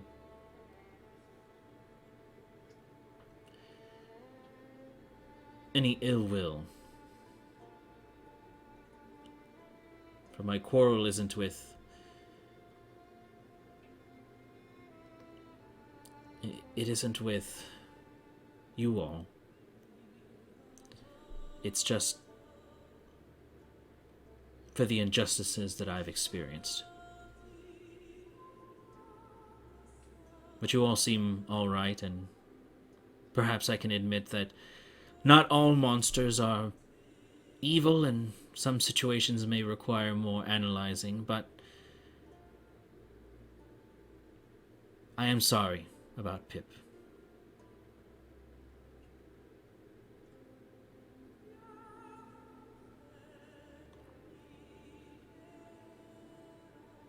That must have been difficult for you to say, and I thank you for it.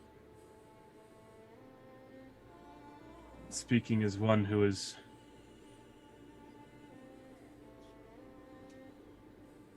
closer to being a monster than many others. Perhaps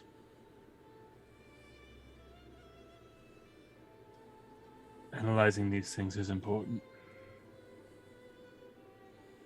And for my part, I'm sorry for your loss. I understand wanting revenge.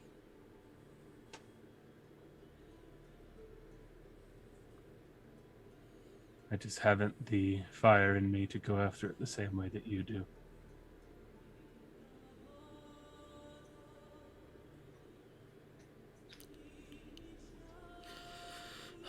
For a long time, that's all that kept me going. Well, let's find something else then, eh?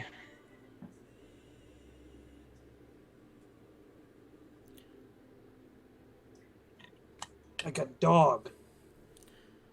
Aye. Didn't Where- you all leave with the dog? Where's that dog? You keep it. Probably caged somewhere downstairs. Constant, you said something about blood. Oh. Yeah. Hallway over there. A lot of blood. Hot to blood.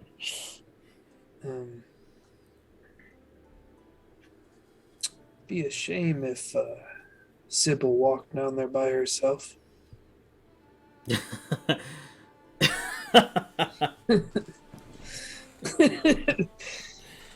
Watch your step, Sybil. What's the end game here, Quonsing? We just kind of had this whole moment. I don't know what you're playing at. I know that you guys had a moment. I want to be honest with you. My computer froze while you were Oh. having that moment, so I have no idea what happened. You can watch it back. Yeah, watch our VOD after the show. Yeah. Get us a odd view. So yeah, no. Over there. There's a hallway with a lot of blood. And, I don't know. I think maybe if we go to it, we should go together. Like all of us. I'm not afraid, of course, but if it is a monster, and maybe we should all rest. I feel like we've had our fair share of fights today. I keep thinking we'll need to send word to the Woodworker Guild, the Mason Guild. We're gonna need hands and expertise. But perhaps we can send for some sort of historian who can tell us more about what happened here. And if there's like a Merry Maid's equivalent, someone who can help clean up some of this blood. You'll all need quite a bit of money. I've got money.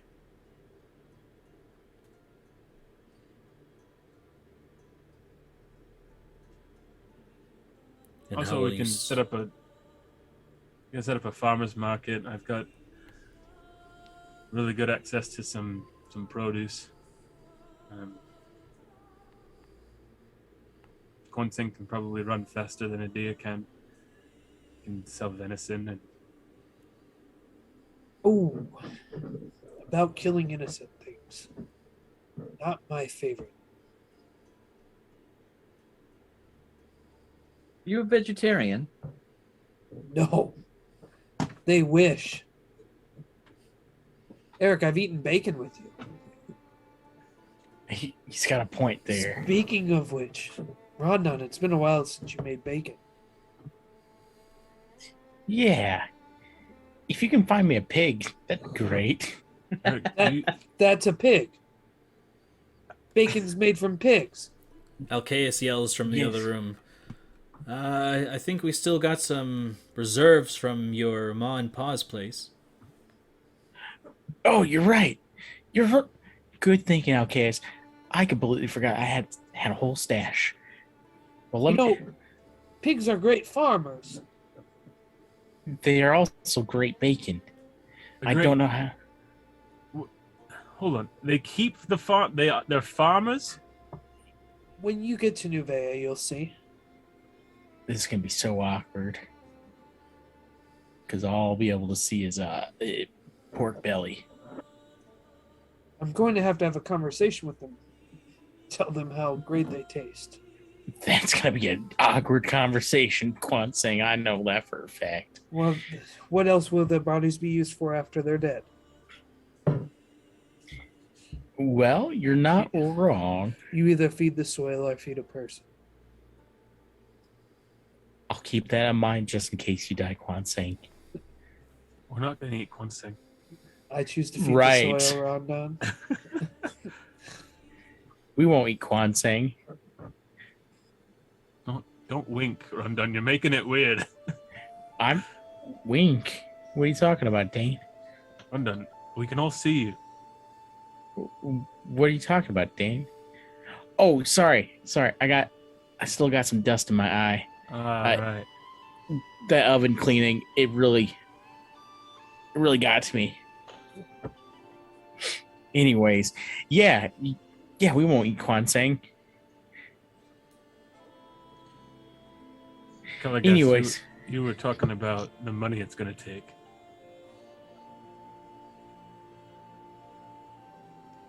You said this to who? Caligast. Ah.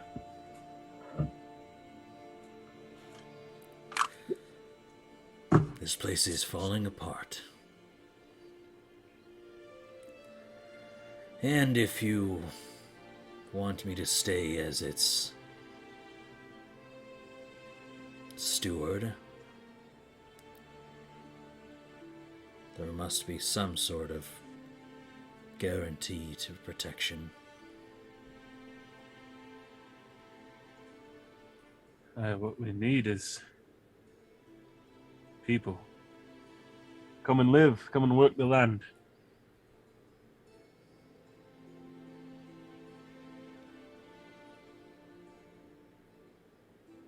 I mean, it's not my favorite part of the job, but we are nobles now. I think that means we're supposed to collect taxes. Caligast, you first. There's gonna be a like resident no here. change in his expression, like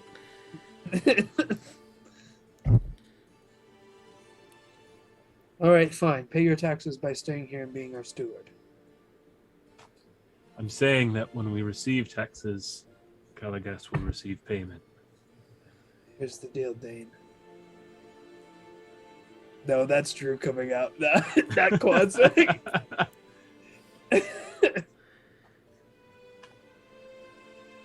Where do we find people? Who wants to come live here? I've never made friends, so It's like you have more friends than the rest of us put together. yeah, good point. I actually make lots of friends. I just don't want to ask them to come here.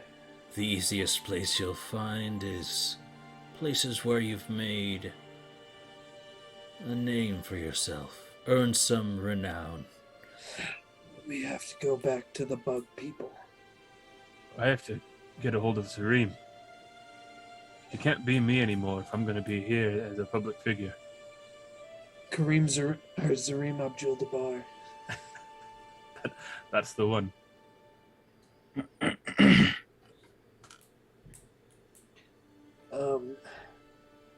Well, so let's think. Who else? We could probably get Zareem.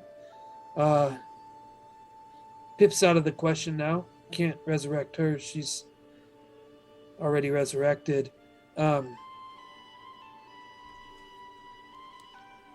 Radric. My bad. Radric. He's somewhere. He's in the wind. So those two are out. Wow. Perhaps there are some folks in Greenwood who have had a harder time rebuilding. This would be a good place for those in Greenwood. If they could make the journey. It's a long journey. Well, we would, of course, have to make that a priority. Among the other things that are priorities now. Eric, if you can send word to Greenwood, gauge some interest, we can start there, come back through Berkshire, see if there's anyone willing to come along from there. I I can definitely talk to them, but what's the pitch here? Hey, do you want to leave your home and come live in a rundown, beat up keep and be our servants? Is that what we're asking? I'm That's not a, looking. that's an excellent pitch, Eric. Eric, Let's see if we you're can good. work with that. I don't think you'd be a good salesman. Probably not. Wait, well, that was an excellent pitch. Why wouldn't anyone want to live here? Who do they pay taxes to now? They could be paying it to us. Just think. That's not any better. BM, you want to do we pay taxes in Greenwood? Or do we believe that green taxation is theft and we live communally? Technically, you would pay the Baron for like regional protection against invading threats, but the Baron's been gone for a little bit. Taxes haven't really been paid for a while, and at this time, like your regional lord, the regional lord would be the Baron of Onor. So in the past, it would have been him. All of like these like settlements around the southern region of Western Primaris pay for that kind of thing. So it covers Onor, or rather, it covers Greenwood, Berkshire, Worthingshire, New Banning. All of those like southern regions are part of the territory of Taltic.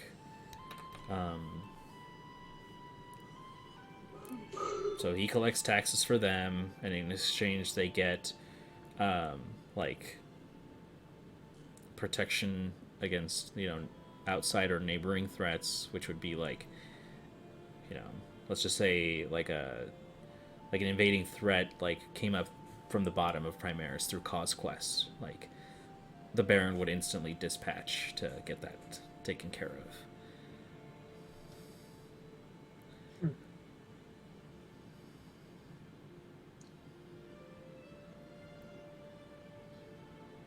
But things are kind of in chaos right now, so Right. times are weird for that. I don't know, guys. It feels a little icky for me to be going back to my parents and my friends and everybody I grew up with and saying, hey, you want to move here and pay me taxes? It's not the taxes that we're coming for. It's people. If you remember when Lancaster came, there's a ravine that runs through your town now. Yeah, no, I know that they've already done we helped them with Aye. rebuilding efforts. Aye.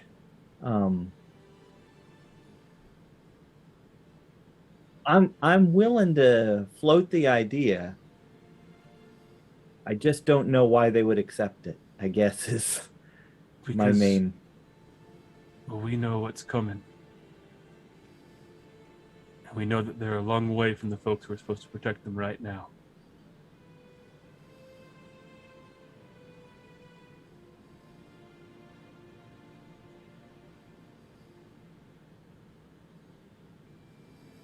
It would be a safety move for your people. And once we have some interest, we can start building houses here so they're not coming to nothing. But there's plenty of land. I mean, there's enough land to rebuild Greenwood 10 times over. Oh, Still absolutely. have room to spare. Yeah. I think we should contact freaking, what was his name? Dennis? No. Who's the one who ate the poop? Oh God. Oh, Derek. Derek. Yes. Maximum Derek. Derek and the Keep and see if they would like to open one here. Well, Derek does like to clean Aye. and eat unknown substances. I am a dart tournament champion there. I could. You're practically God to them. That's such a low bar. Wow! It's Quan saying the dart guy. We're not worthy. Just come on in. Those pancakes would sell to all the people here. Aye, we would need those Pancakes. well, those stalactite things, the bug creatures that give us that meat. That's good. We should find a way to get that here anyway.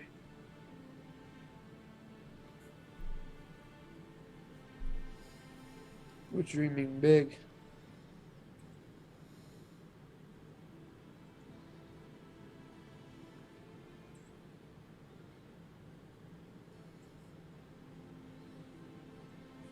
Oh, for now, let's go through all these rooms. Figure out if there's anything worth keeping. Speaking of rooms, there's one upstairs with a carving of the prime deities on it that has no handle. And the door has no handle. Seems to be made of some sort of stone slab. Pickles Try tried the to key on it. You have that key. No, it's right there. I left it in the bag. It's sitting Oh. right there. Well, paying attention is not my strong suit. Also, I didn't say that. I'm just. Yeah. Attention to detail. Well, no, I didn't, but it's not a bad idea. Of course, why not? Let's give her a go. Open a portal to another realm and kill all of us. It seems like a fun journey. I grabbed the bag because I don't want to grab the key. I remember it being described as hot. That's right. Mm-hmm. Let's take the eye as well. Oh, that's right. I should have just looked at it through the eye of Eric.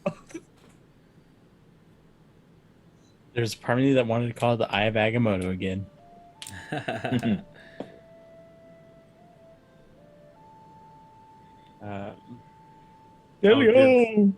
I'll give the golems the instruction to keep going until all the rubble's cleared out, and then take the throne out too. And put it in Rondon's room. He needs a desk chair. Okay. What are you gonna do at a desk? Write the, things? The throne itself Desk things? will require a little bit more. It weighs several hundred pounds. What are we trying to get rid of? The throne. I think we should leave it. As a reminder, we can still. This room is plenty big. We could still fit a big table for us. Throne is a reminder of what once was, and what will never be again. This is ours now. Plus, it looks really heavy, Dane. I don't care to move it. All right, we can leave it. Let's put some plants on it or something. Pretty it up a little bit. Aye. All right, to this door. Lead the way, Consing. Okay. And so I lead them up to that goofy door. Okay, so you head up this kind of regal staircase, and through several different hallways of the upstairs. You can actually see, part of like the hole where, the structure was removed by the disintegrate ray, moving past it. Eventually, you come to essentially is like an end of the hallway that you can see that like white, clean stone, as if untouched by time. It doesn't have any dust on it. It seems perfectly pristine, and you see, just as what was described before, this kind of carving of the prime deities and these stars all around them. This is the door. I guess I wouldn't call the door. Doors usually open. This does not, at least yet.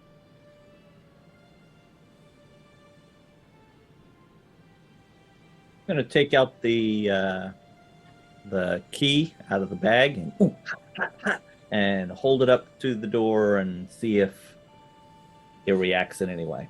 As he's doing that, I pull out the Eye of Aragoth and start to look over just to see if there's any holes or anything like that. Maybe help him aim. Gotcha. So you begin to kind of prod the door with the key, and it just kind of like tink, tink, tink. You can just hear like the small kind of like rings of metal as it collides with the door itself. And Kwansing, as you hold the Eye of Aragoth up, you can see something very interesting. The stone slab itself seems to have this kind of almost like a gold kind of pattern, almost fractal and vein-like, that spreads out from the prime deities to all these stars, but it runs down to the floor, and you can see this kind of golden line that's, invisible to the naked eye, that runs all the way down the hallway back where you came.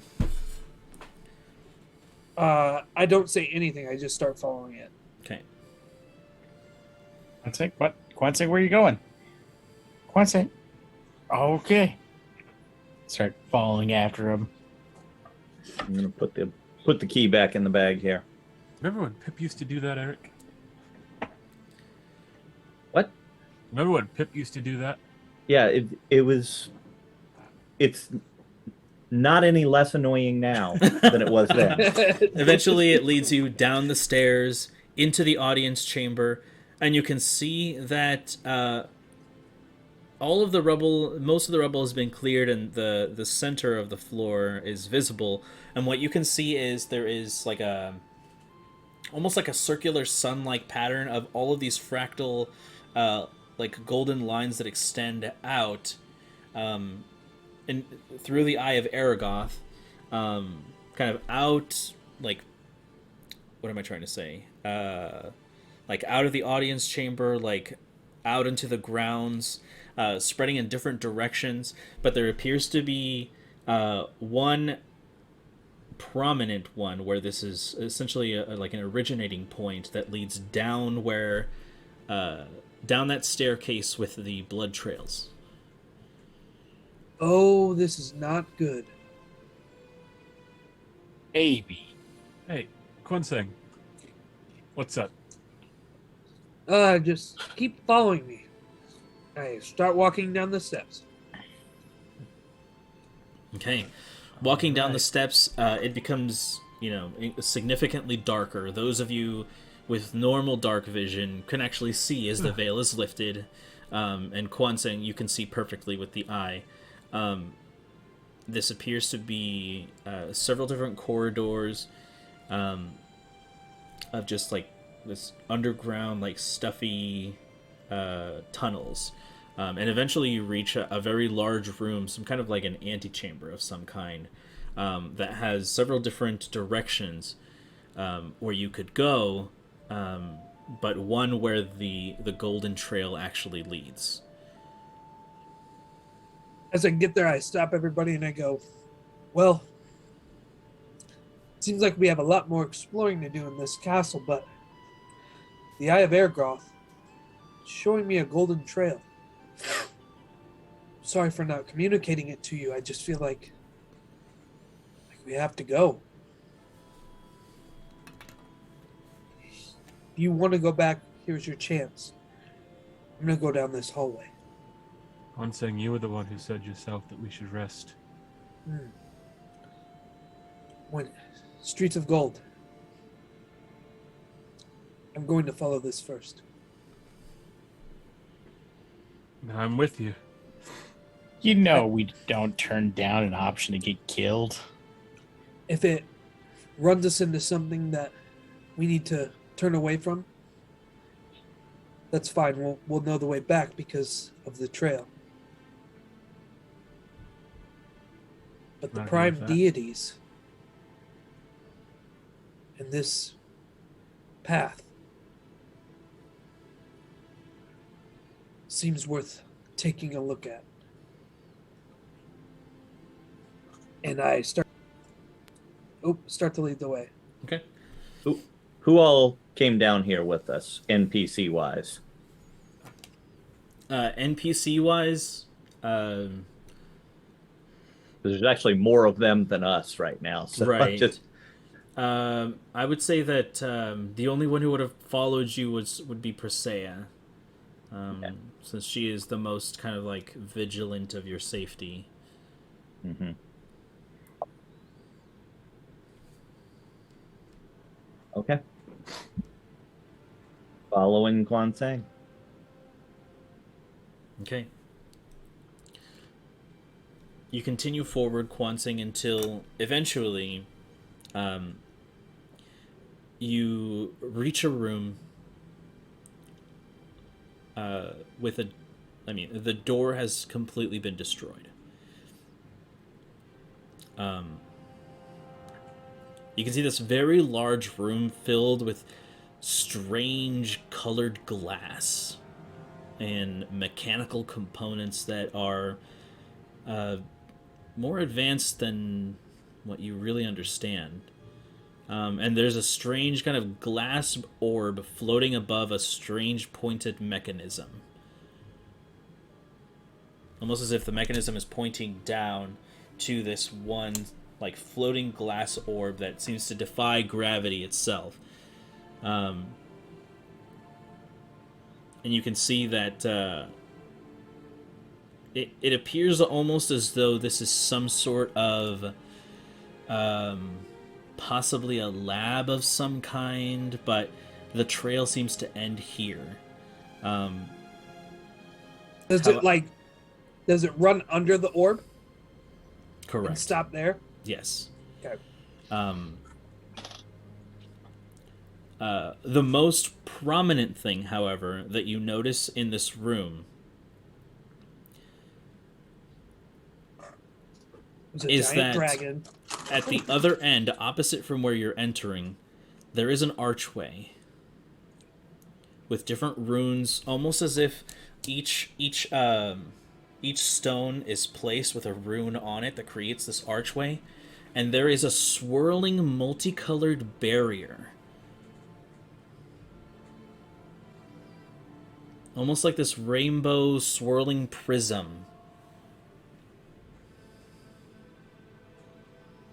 I thought you were kidding about a portal to some other hell dimension or something. We've gotta, right? This is in our basement.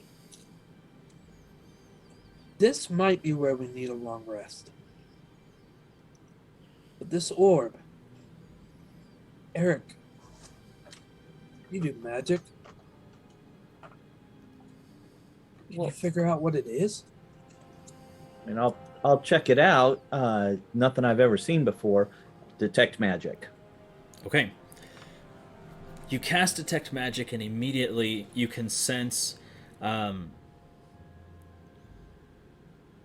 orb that floats. It's made from what you can only guess that it's made out of some kind of glass, but it is magical. The type of magic itself doesn't necessarily have a school per se, but it appears to be part of some kind of larger network of connecting magical components. There's something that is going on here that's a little difficult to understand, but the orb itself seems to be like I'll say make an Arcana check actually before I say this. Sure. You have inspiration. Oh yeah.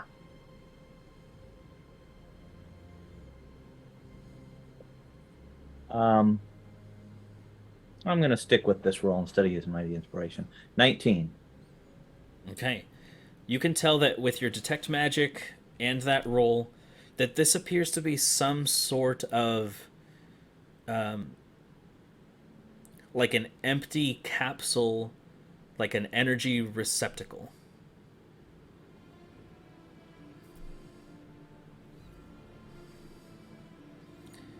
However, at the other end of the room, your detect magic goes absolutely insane at the amount of magical energy that is emanating from whatever this multicolored prismatic doorway is.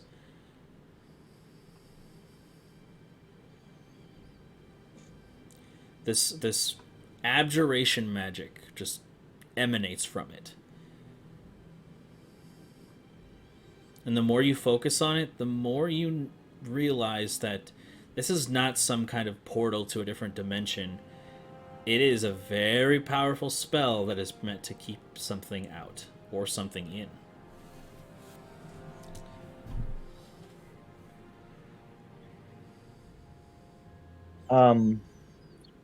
Rondon, when you were saying the key might be something in the basement, that thing is a door. I don't know that the key opens it, but I also don't know that we want to. I'm canceling my detect magic. It was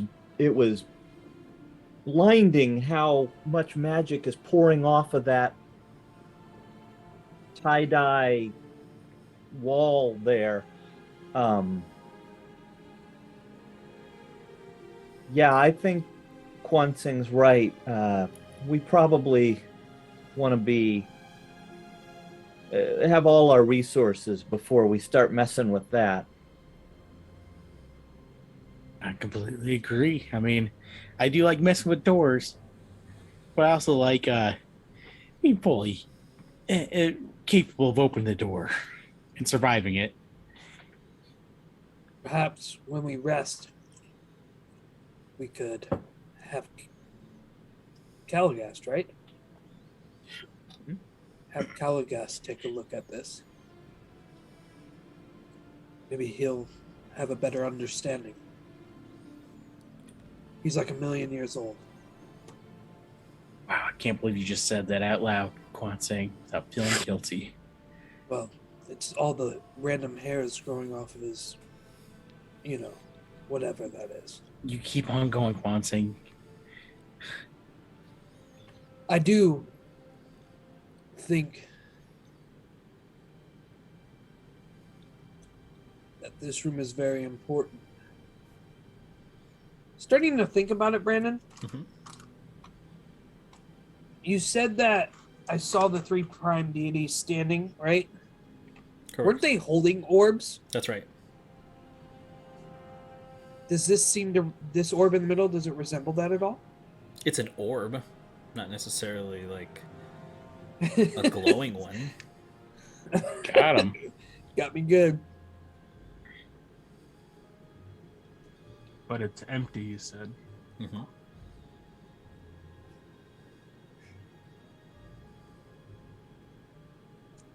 And the thing that's pointing at it, does it seem like a machine? Something like that. Like I said, this doesn't appear to be something that you would really understand. Sure. But it appears to be connected together by what Eric's deduction was.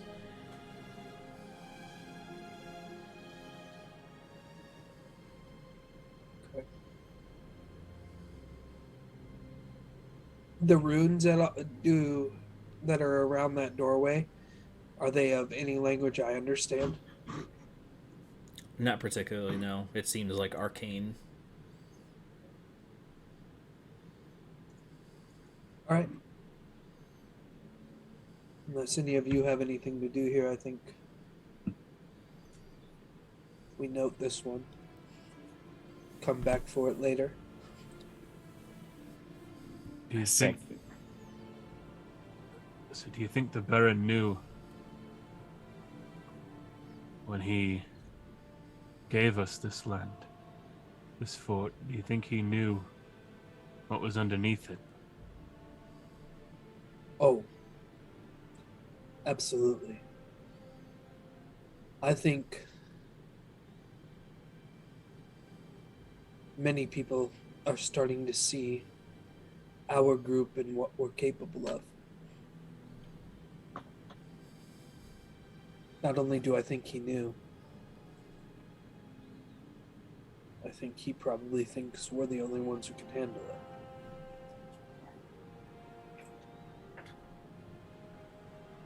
Perhaps. At least with morals on our side.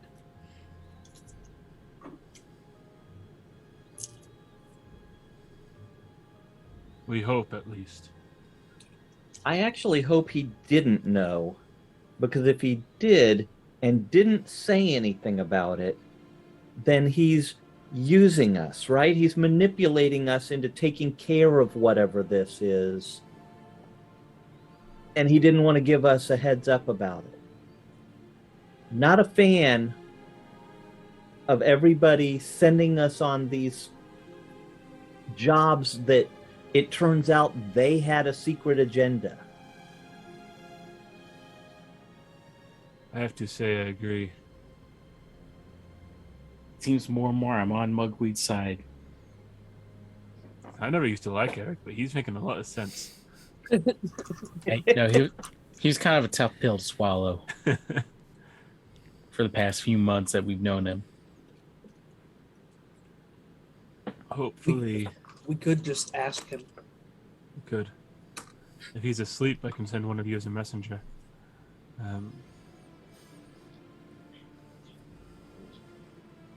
Us taking this fort, and it's properly ours now, my lords. But perhaps this is the next step for us, and not being everyone else's pawns. Perhaps we can make our own decisions and properly become pieces on this board that can make a difference. Eh? I like the sound of that. I think we should tell the Baron that we're done chasing. I want to say... Don't say it. Close. Go. What? Say it again. Krechik? Yeah. Yeah! Okay. We're done chasing Krechik. Until Well- we know why he sent us here. I mean, we still kind of need to try to catch up with her, I guess, because she still got those crystals. And she did lay an ambush for us that pissed me off quite a bit. Yeah, I'm honestly kind of taking a lot of offense to what she's done to us. Well, take offense if you please, but assume we don't know the whole story. I guess we'll do this out of our own volition. Most people don't know they're the bad guy.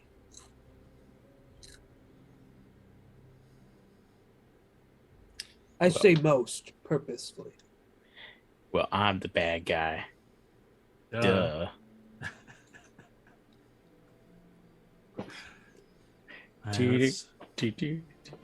Let's have this conversation away from whatever this is. If it's a door, I worry that there might be someone on the other side of it watching us, listening to us. That's a good thought. Let's That's a bad. clear I out of hate this that space. thought. That's a terrifying thought. No, I don't mean it's a good. I just mean getting out of here is a good. You know what I mean.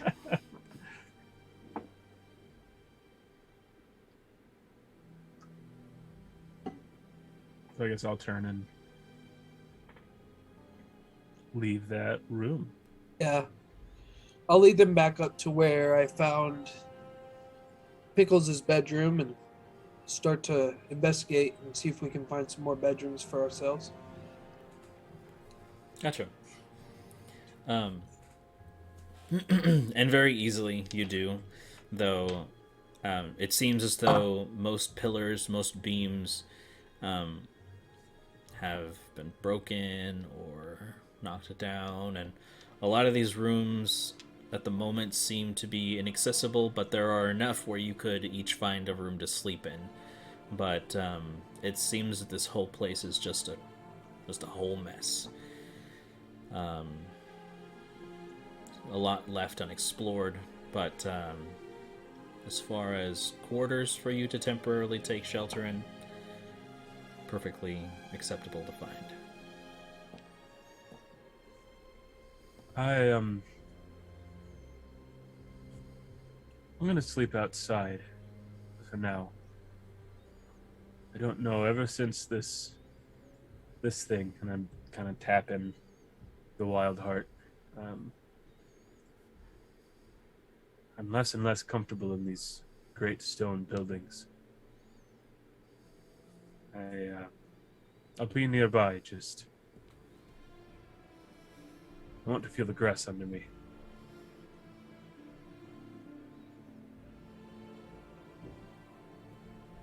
All right, Dane.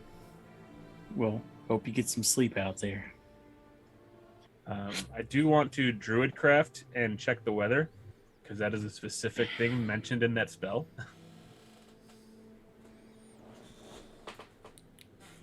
Druidcraft, you said? Yeah.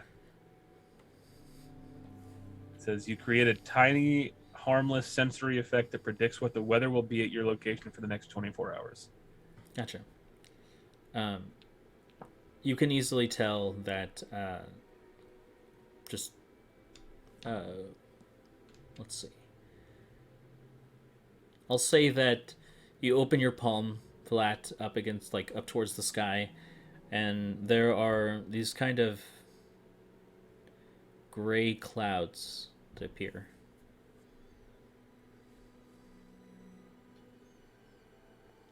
There's some kind of like light flashes inside of them. Might be in for a storm, but doesn't look to be anything terrible. I'll come in if I have to. Let's stay close. I will.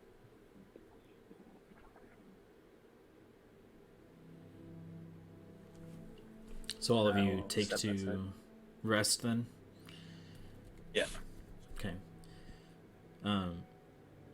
You all begin to settle into your individual rooms. You find some for Alcaeus and Caligas, Presea, and even Sybil as well, and Bale.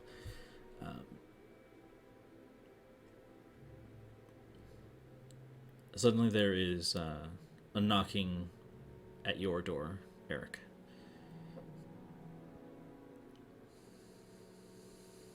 Who's there? Who is it? The door slightly opens and you can see the kind of orange hair peek through. Come on in. She steps in Can't and sleep? kind of closes the door and says, Eric, something's been on my mind, and I want to apologize. It was when we were resting in the house right before the encounter with Tim. I reached into your bag and I took this. And she pulls out the chalk. Oh, no, Presea. That's yours. I appreciate that you let me use it, but that's for you. I'll get more if I want more. Please, keep that. Since you bring it up, I don't want to pry. Were you able to make contact with one of your siblings? Yes, and you can see she looks down at the ground and kind of holds both of her hands together, like rubbing them, and just, Eric, I need to leave.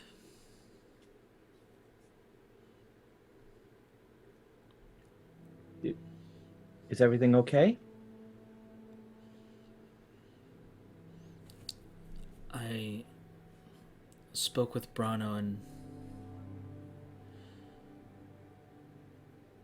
he and my sister are leaving the continent to look for Bristler.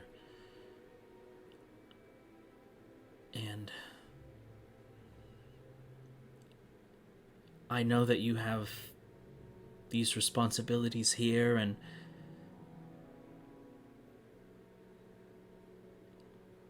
all of these different threats that you must face. And it's been great to have been there alongside you all to face them with you and help you, but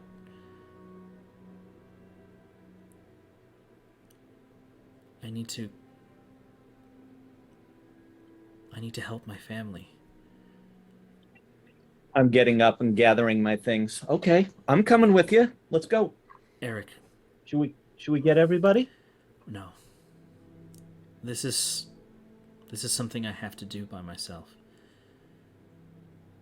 I can't impose the burden of my family on you all, and while I do view you as a very strange and unconventional family,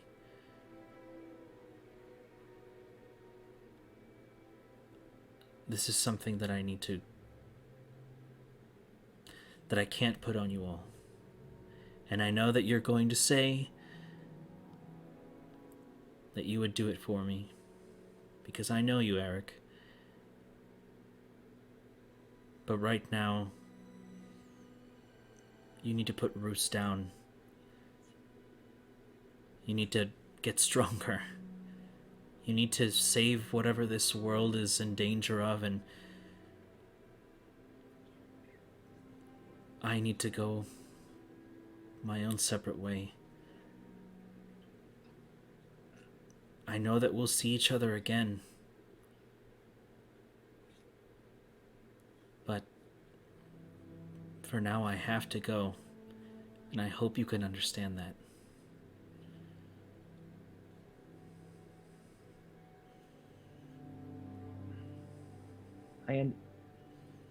I understand.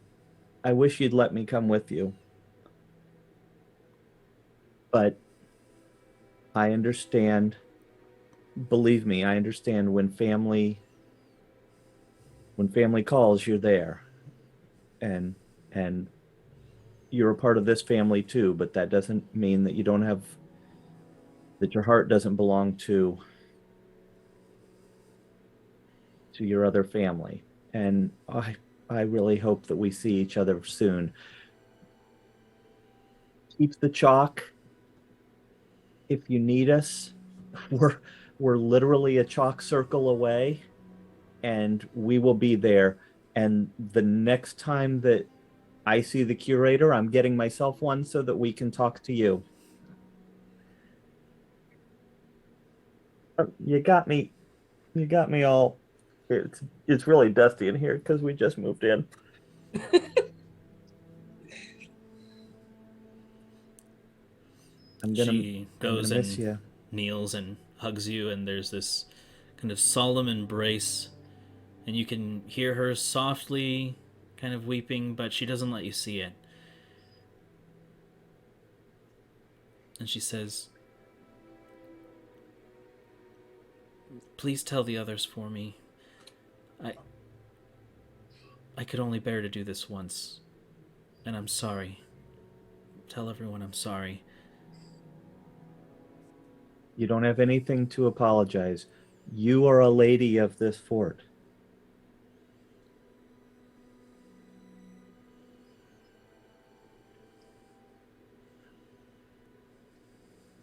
Be safe. And we'll see each other again. I know we will. She kind of wipes the tears from her eyes and walks towards an open window. You can see that the last bit of moonlight is kind of pouring in, creating this kind of darkened silhouette of her form, but you can still see that there's a slight smile to her face, and the curtains that are there slowly begin to rustle, and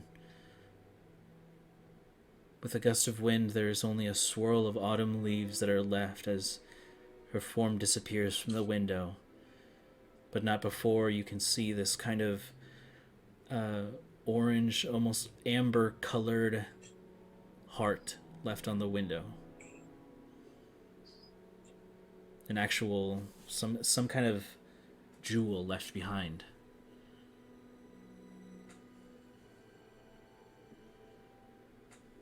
Go over, I'm just looking out the window, not really looking for her, but knowing that she's out there somewhere. Look down, pick up the heart, just hold it.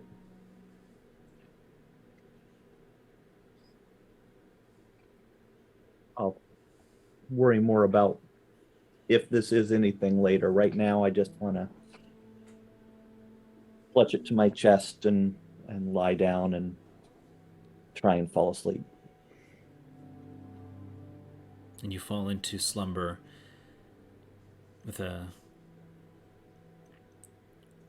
cool autumn breeze as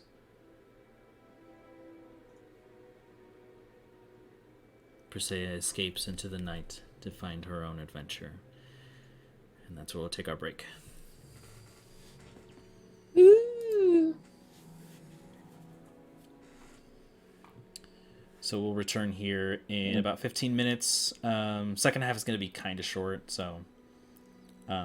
but there's some other things that we need to wrap up as well after this. So we shall return in about 15 minutes or so.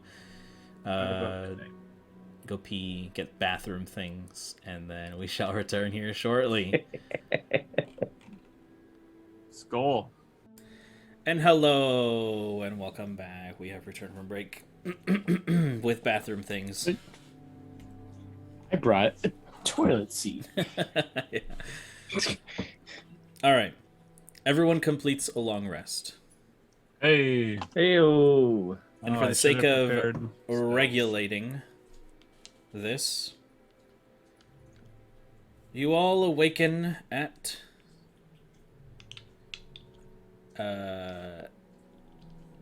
what is that? Butt crack of 6 dawn. o'clock p.m. The moon is beginning to rise.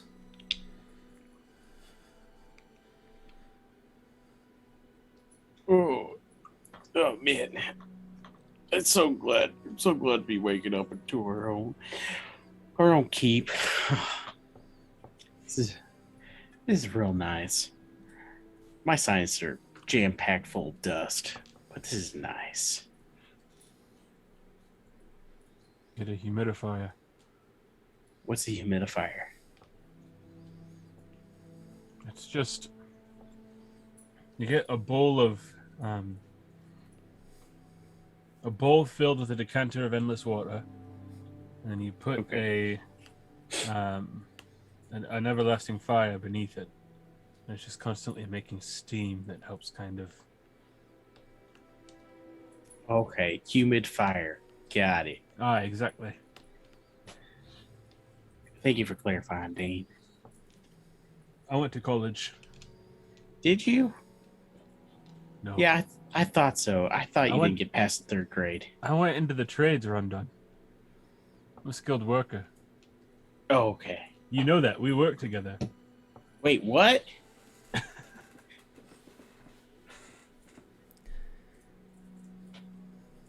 I'm switching my resistance to necrotic Okay. today. Just FYI. Could I also switch my resistance to necrotic today? No. Ah, dang Do it. this. All right, so everyone awakens at relatively around the same time. Making your preparations for the day. Eventually, you all meet back up within the audience chamber. I come back with a plate of bacon. As everyone's waking up, I just went to the kitchen just to fry up a small or a meaty breakfast. Oh, Rondon, appreciate it. Yeah. It's amazing. Hey, I've got some bad news, particularly for you, Rondon, I guess. Don't tell me you can't eat pork anymore. Oh God, no. Oh. Bring it on. Give me more. Okay, I thought the whole pig thing, being farmers, really kind of like upset your appetite for pig last night. I mean, I still don't understand it, but I'll eat it. that's fair. No, Presea's gone. She got in touch with Brano, and they are leaving to look for Bristler. She apologizes, and I'm she's sorry. gone. Which direction did she go? Because I'm heading towards the door. Just like, just point me. She went out my window. Okay, So I'm which gonna go to your window.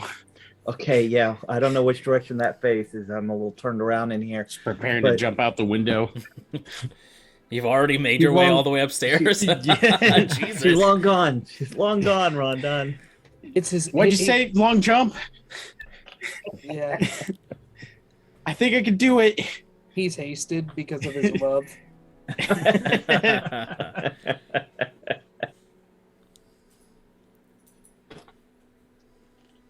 So And I'm I sure, jump. sure we'll see her again. Shit. Okay. Jesus, Juliet. And I kill myself. Freaking. Good lord. Presea! One of the greatest stories ever written, right? But also how idiotic.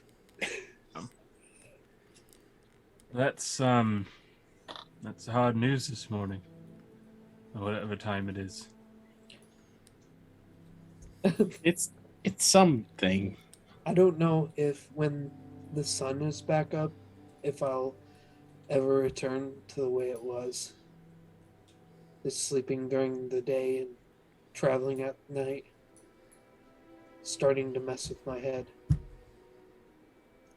I've honestly lost a few shades of gold. I think. Sometimes it's hard to tell in this firelight, but in moonlight. Nah, you look the same, Rondon. Oh, thank God. I was worried.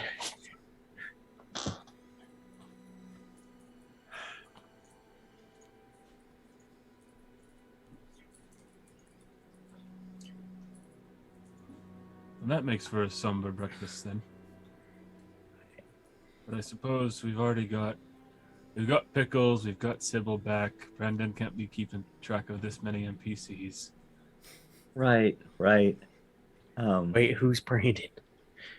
God. The dungeon master. Oh. Okay, yeah. Okay, now you're speaking a language I understand. Aye.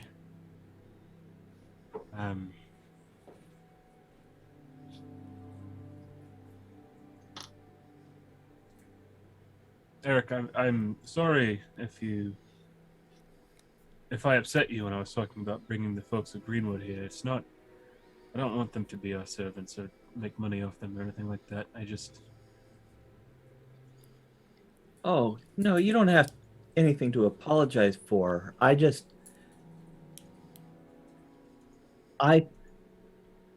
know my place is here with you guys, and I love doing what we're doing most of the time.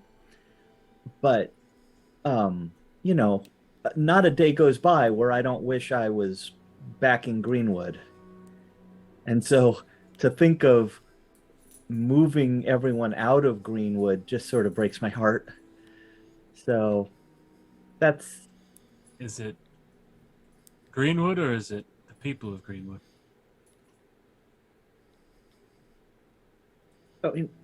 Little column A, little column B. I mean, it's probably a longing for the simpler life I had before this. Trust me, I understand that.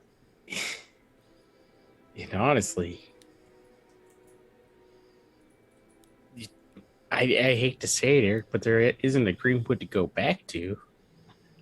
I mean, out of all the towns that we've been to, especially Holmes, I'm sorry that yours was the one that had a crater go through it. No, I know, you're right. Yeah, the But memory of home that I have is of a place that doesn't even really exist anymore. I get that. also, to be And fair, we haven't even seen what Quan Seng's place looks like. That could be. I mean, that's not quite the way I wanted to bring it up, but Konseng, have you thought about visiting your people? Simply put, every day, I think about returning home. A lot of times it's all I want to do.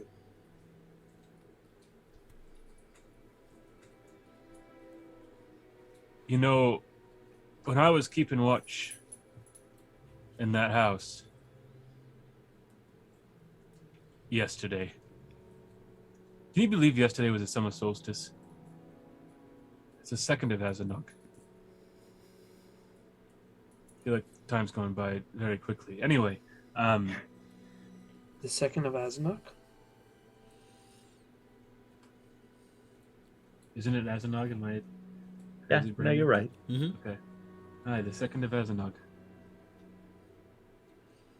Can't remember when my birthday is. Third. Okay.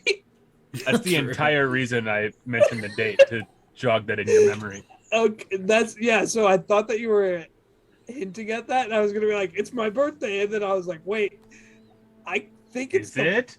4th. But the 3rd, so I was way off. Aye, it's the 2nd of Azanog, but when... Well, never mind. I don't know yet. I've got something that I want to try, but I don't want to say anything if it's... I want to know that I can deliver before I start making empty promises. So, Well, it's kind of hard for us to know if the promise is empty or if you have delivered, if you won't tell us what it is. There's a rule amongst my people that when you bring something up, you have to say what that thing is. I just lean in towards Eric. It's like, I think Quan Seng just hates surprises. You know he makes these rules up as he goes, right? They're all real rules. did you hear the story of Bozo last night? It was Bozu and What a clown that guy is. God Bozu. damn it, you guys. Didn't he have her whole red nose and everything? And Zoo is spelled XU. Thank you. Of course. No, I'm sorry, Konseng. Soon. I won't leave it long, but I'm going to leave it for now. I shouldn't have mentioned it. I'm sorry. But Way to go, Dane. Rondon, I'm going to hit you with a truck. Let me tell you the story of Lu Jiao. One time, she went to start a story and didn't finish it and died in her sleep. The Did same you woman, murder her? same woman who killed her husband, who raised her from the dead, killed her in her sleep. This is why Wait. this story is important. It's Soon, for every Konseng. situation. Well, Is that the end of the story? All these people die in their sleep. I don't know what else you want. It's really a tragedy. Sounds like all your culture's storytellers just killed the main character in their sleep. Well, no, it was one woman raised from the dead. That's just where it started. She just kills everyone in their sleep? You don't want to know the rest, Rondon. She kills those who don't follow the rules in their sleep. I'm just gonna lean towards Eric. It's like, I think I'm getting threatened, Eric. I think you're right. I think you're right, Rondon. I think we gotta kill him before he kills us. Hey, Quanse, can I see you in this corner over here real quick? No particular reason. This sounds a lot like the story of that. Okay. Anyways, y'all want to open up a door? Val Kilmer. Yeah. If we don't have anything else that we're doing, I've got a belly full of bacon and a door I want to see if we can investigate. Well, here's the thing, friends. I forgot that we were talking about doing that, and I didn't prepare any combat spells. I got ready to go around and try and do things here on the grounds and make things better than they are now, and I would just get my bum kicked if we get in a fight.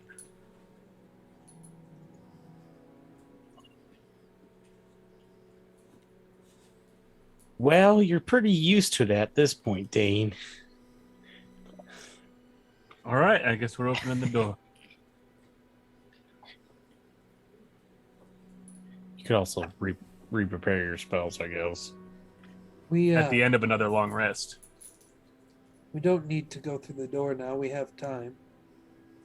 Although I do think we should reach out to the Baron and have a word with him. That's something we can do right now. Okay. Can we? Can we use the chalk? Oh, Chalk is gone. Presea took the chalk because I had given the chalk to Presea. It was her chalk. We can get more chalk, but we were just at the curator's a couple days ago, so I think we have a little bit of a wait before we can get more. I can cast that spell that would send someone to a messenger if he's asleep, but it's Kind of just also woke up. yeah. It's granted he does live underground. I think the moon cycle doesn't mean quite as much. It's worth a shot, but if he's not asleep, he might be sitting there for like 8 hours.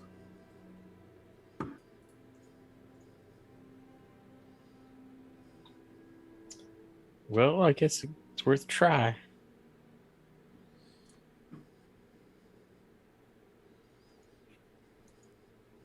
Quan Seng, Eric, which of you would like to be the one? Oh, I'm not pretty sure asking Quan Rondon. Seng wants to do that. sure. I find that whole dream world a little spooky. All right. Quan Seng, is this your first time? I don't think I've sent you this way yet. I'm also worried if I fell asleep that Quansing might kill me. Sounds like the story of Quansing, stop it. I will murder you in your sleep if I get the chance. that's Kokornov, of course. Where are you getting these names from? Top of my head, All right. I'm lying. Random name generator. Sure. Quan Seng, are you ready to go and speak to the Baron, or would you like to wait until later? We can go now. Well, it's you. Oh, I send you while he's sleeping. You kind of enter a trance, but if he's not asleep, you can stay in that trance for 8 hours and wait for him to fall asleep. Easy. Trained my whole life for this moment. Wonderful. All right, so The spell is called Dream. I'm going to send you into I'm the realm. surprised by the name of this spell. It's called what? I'm just I'm kidding. going to send you into the realm of dreams.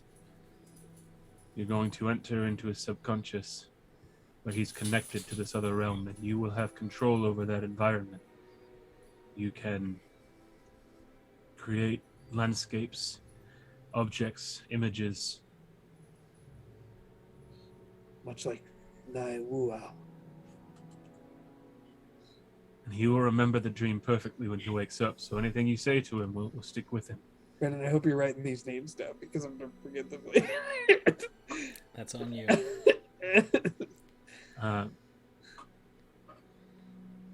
You can also, if you choose to become hostile, you can turn it into a nightmare, at which point you will have 10 words before you are shunted from the dream space. Do you understand?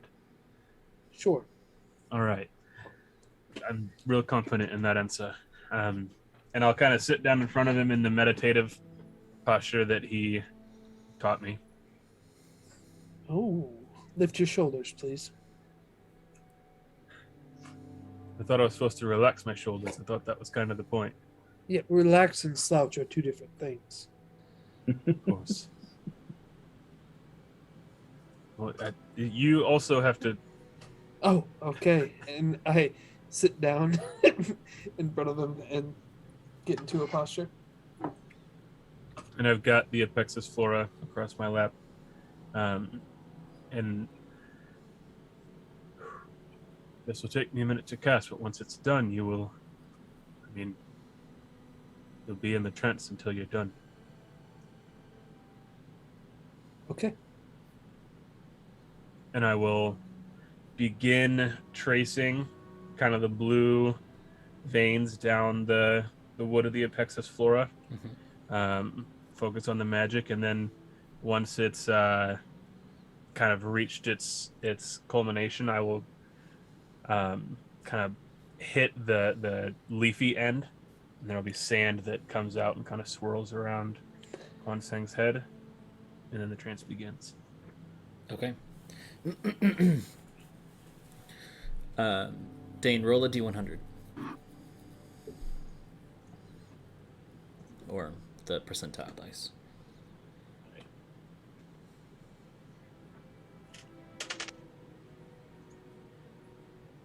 This is difficult. I'm trying to find the things. 44.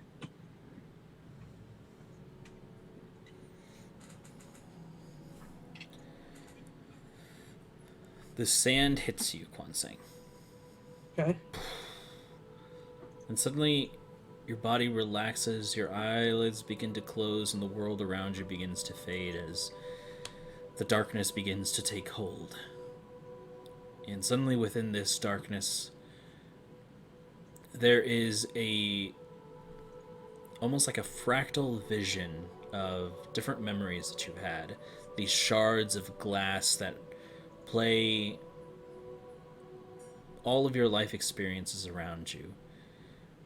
And suddenly the blackness breaks, and these shards seem to fall endlessly into a sea of blue that turns into this iridescent sky. And in this iridescent sky, you can see several strange, ethereal, and alien-like creatures floating around in the landscape around you, as you can see forests and valleys and rivers. And your body moves on its own, impossibly fast through this landscape until it reaches what looks like this green-looking slit, this tear in reality itself, and you enter it. And suddenly you are not within this iridescent landscape anymore. You are now within the halls of the Underheart.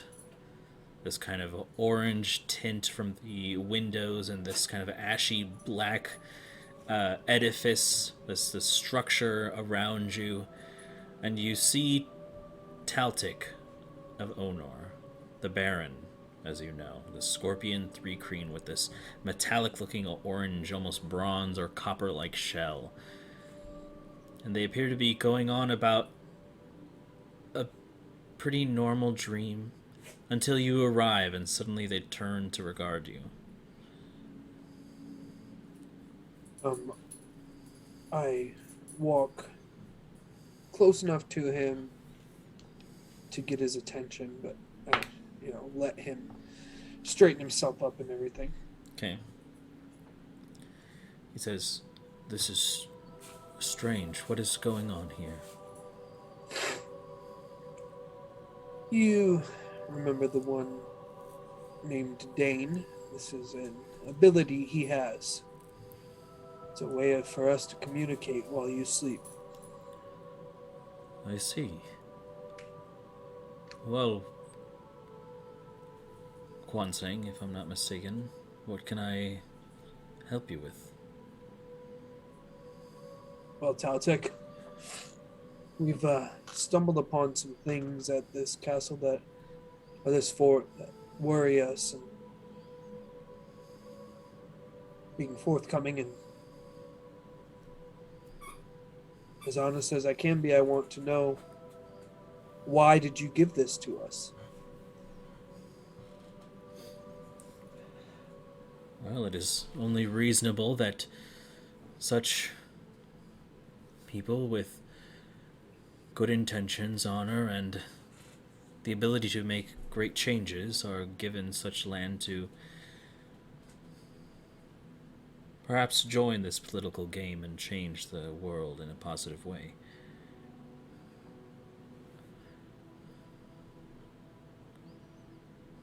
How long have you owned this place?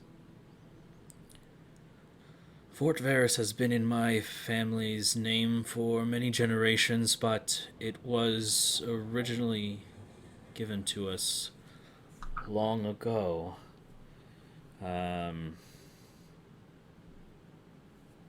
It originally belonged to one countess. I'm trying to remember. It's been so long. Let me check my notes. It's Squidward. SpongeBob.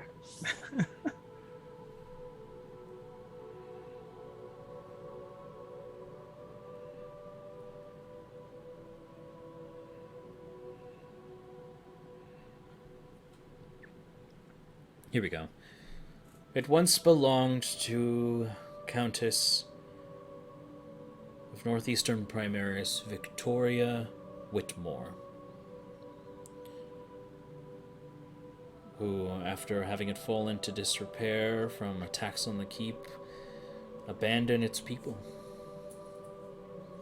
It's been abandoned for just over 600 years now. So none of your people have ever lived here? No. It was just given to you and then you left it? That's right. In terms of defense, for some it was too ambitious for even them to restore it.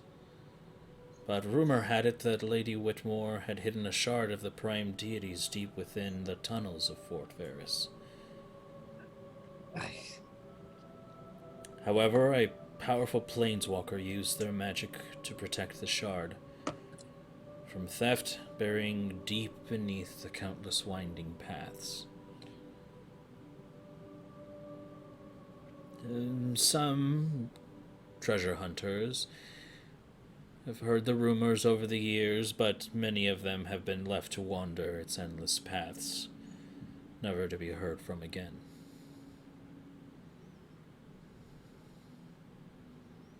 Any other stories? Well, Forte Verus was a great stronghold in the times of the Shattering. However, any stories or knowledge from those have been lost throughout the ages. At least none that I would know.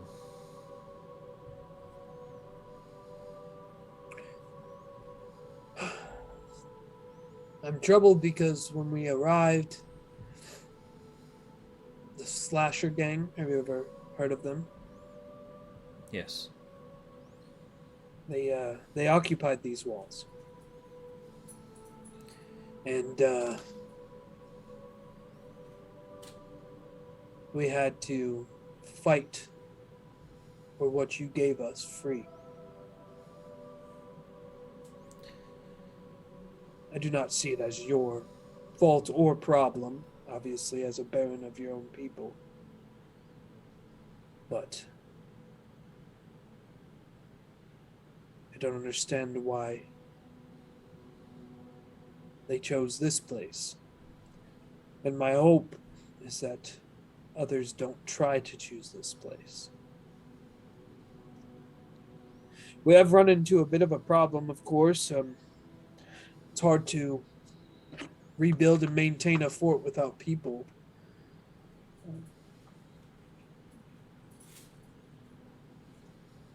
Perhaps a very too big of a request, but I had wondered if there would potentially be people that you would be willing to send to help us start. Get us off the ground, open some places, train people up, really get this fort built into a city. In terms of people employed by the barony, I'm afraid I cannot. These are hard times. You're free to look about the city to see if any private workers or merchants would want to migrate to Forte Verus, but that is something that you will have to work for. If the fort is in its current state, well, the state that I had last known of, it is not very secure. No one will be wanting to risk their own safety for a place that is not guaranteed to be safe.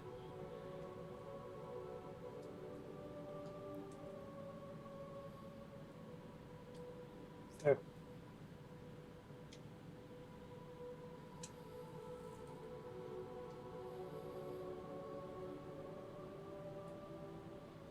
It will take some work, but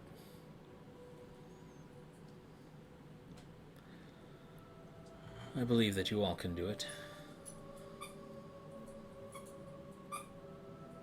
Did you... This question will seem rude. I will be upfront with you. Did you have any other reasons to send us here? No. Can I insight check that? Yeah, go ahead. So,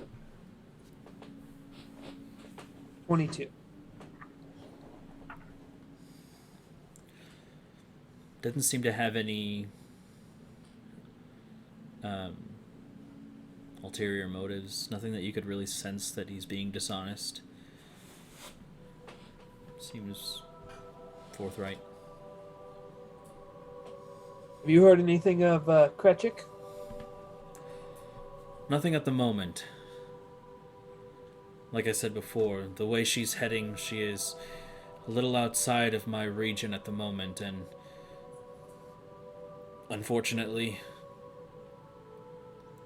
with the way things are right now, I simply cannot spare the resources to send able-bodied trained soldiers on a hunt for her such as this. And what news of the Amethyst Dragon? Nothing at the moment, thankfully. In this case, no news is good news. Do you have anything you want me to relay to my party?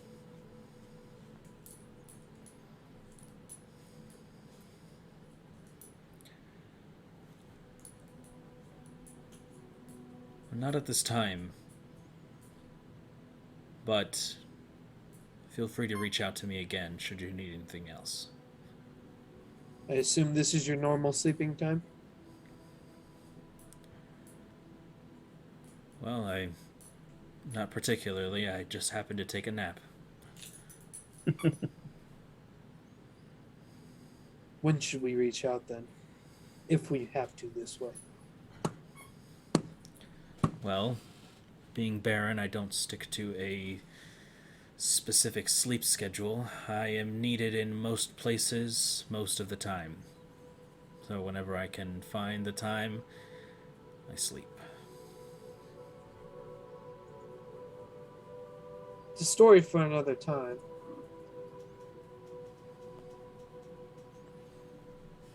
But sleep is very important. When I see you, remember the name Yali. And I vanish from the dream. Okay.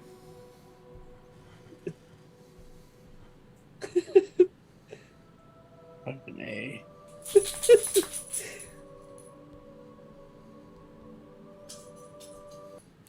Alright, and suddenly Quan Sang comes back.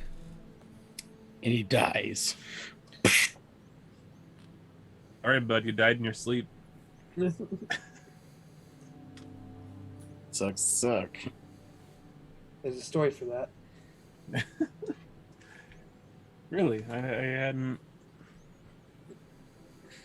guessed. They all died in their sleep. Every one of them.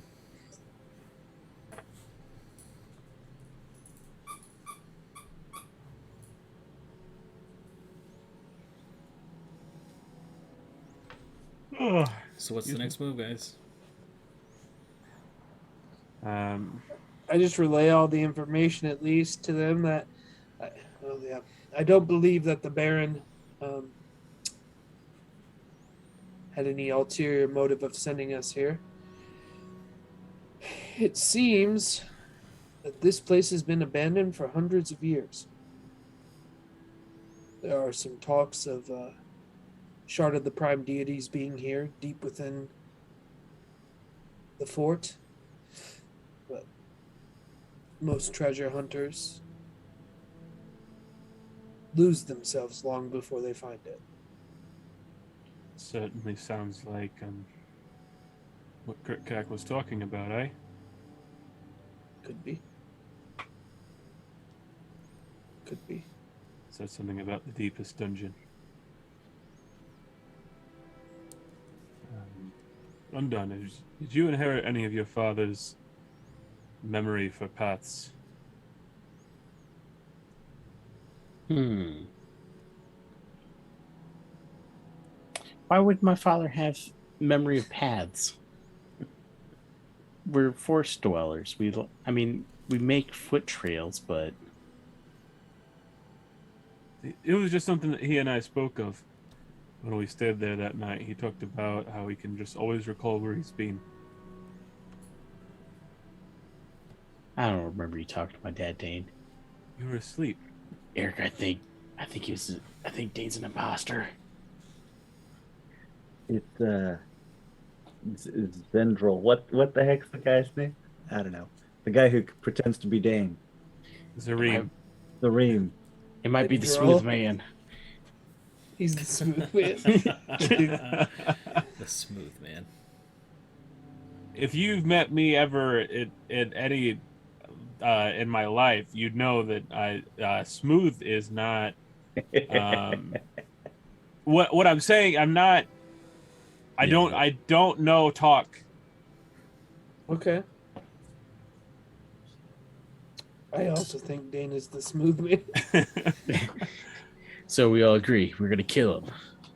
All right, Brandon. I need my spell list so I can just kind of wreck these guys. I'm already dead. All right. Well, y'all want to go through the door or clean up for the day and then go through the door tomorrow?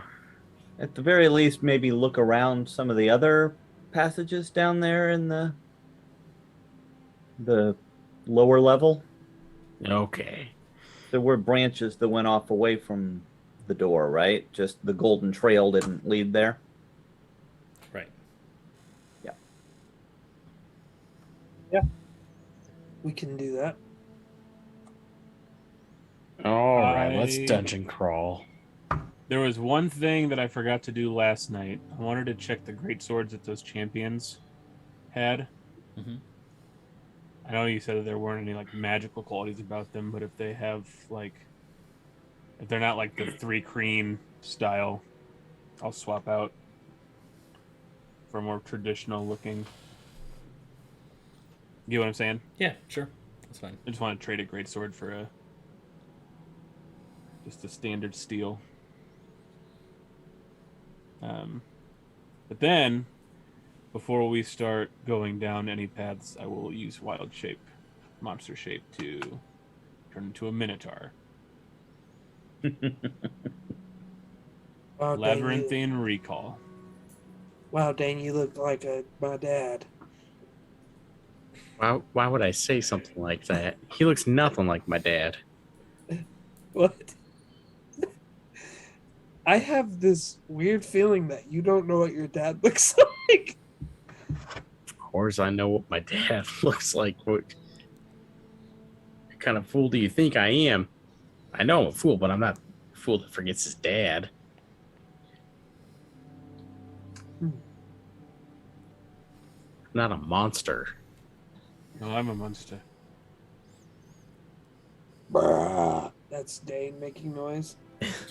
So, I'm a freak. what's the move, guys?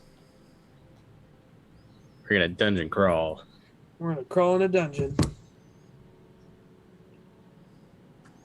Gonna move to So a lower dungeon. Yeah, so you've got this one central chamber that you can clearly see like that gold kind of trail lead to with the Eye of Aragoth.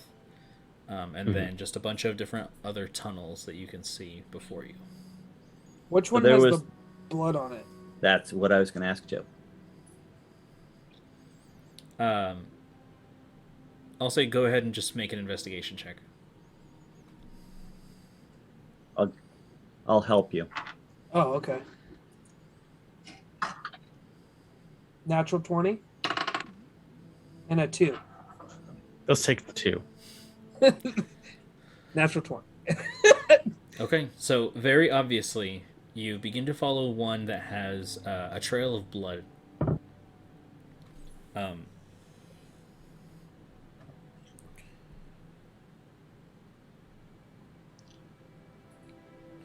And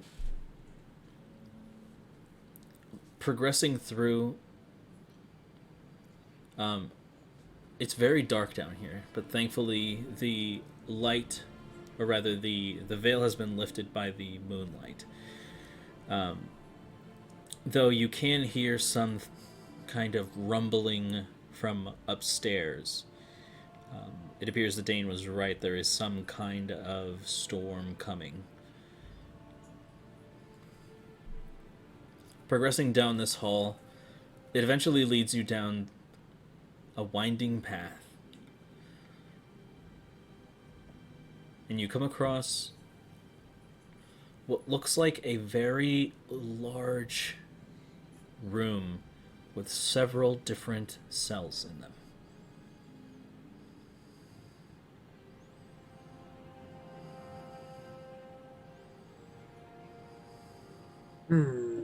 Guess I'm gonna look at the cells, see if anyone's in them. Yeah, I was gonna say if I can continue to follow the blood to a cell, I'd like to do that. But Sure, make a perception check. I'll give you the help actions, looking at the cells. 24. Okay. You can see that a cell. There are 2 cells that are currently occupied from this room, just from looking around. One that's a little closer to you, and one that appears to be at the far end of this room, and it appears to have some kind of molten quality to it. This kind of Is this the key? almost like if the bars looked solid, but as if there was some kind of slag or molten rock kind of always running down the bars.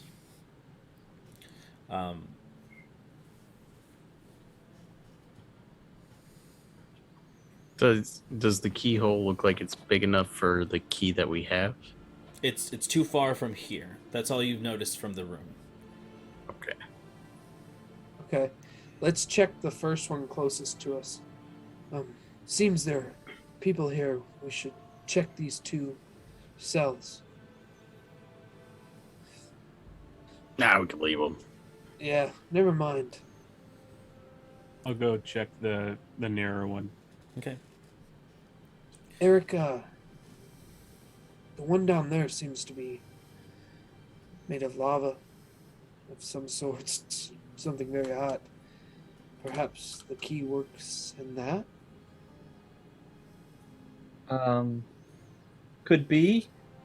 Let's wait till Dane does whatever he's doing, and I don't want to open a crazy lava gate until everybody's there and ready. Ready to die, I get it, yeah. Approaching the cell that is most closest to you, that's occupied, you can see what looks like a very old, kind of white and gray-haired, clay-skinned, orc-looking individual with these blue eyes that glisten from within the cell. You can tell that they wear no shirt, but they appear to be wearing these kind of furred, kind of leather, like padded leggings and like pants almost. Just covered in scars and not necessarily bleeding, but recovering from wounds. Are they conscious?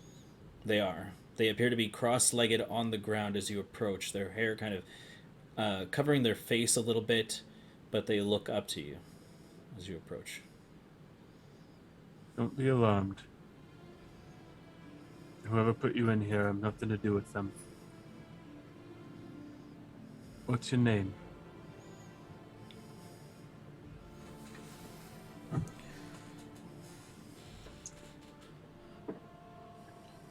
You can see them put their hands to their side, on their thighs, and they begin to stand up. Get a little closer to the edge of the cell and look at you. You can see these perfectly icy blue eyes and this kind of like clay colored skin and this beautiful white braided beard that seems to be frazzled and a little disturbed from maybe some kind of combat. You can see these tusks that protrude from the bottom of their jaw upward, and they say, "I am Mogu."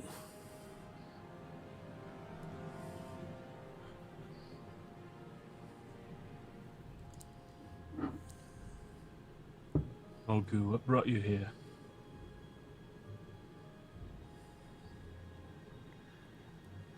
That is a long and complicated story.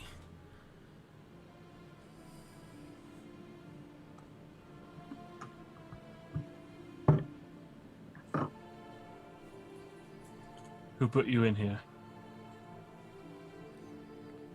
And why? A human man with horns that curl from the sides of his head.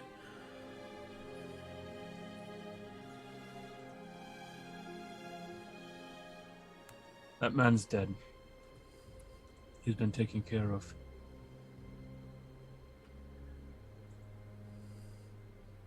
Then my heart is at peace for now.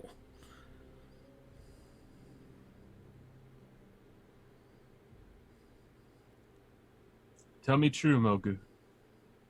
I have no interest in keeping you in there, but if I release you, are you a threat to me or any of my companions?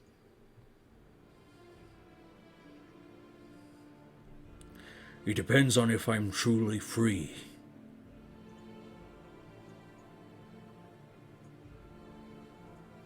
I have no reason to keep you.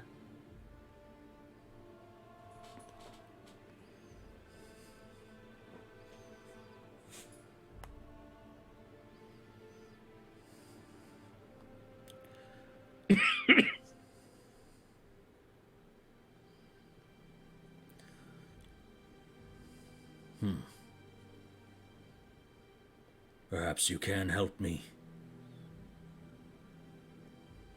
The door to this cell is open, but I am bound by a different means.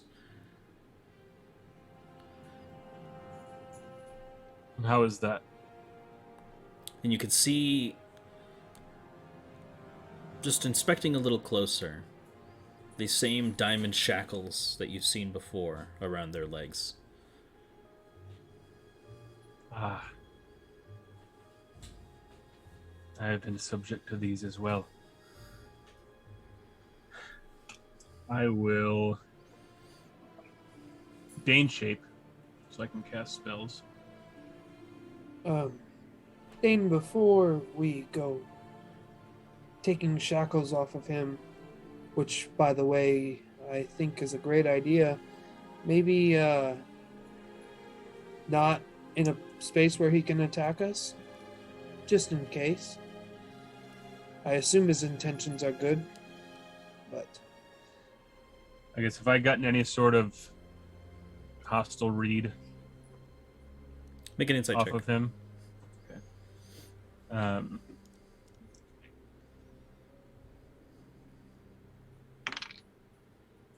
So I rolled a 19 plus a 9 for my insight, so 28. This orcish man appears to be resolute. There is a sort of this great will behind this muscled exterior. Peaceful,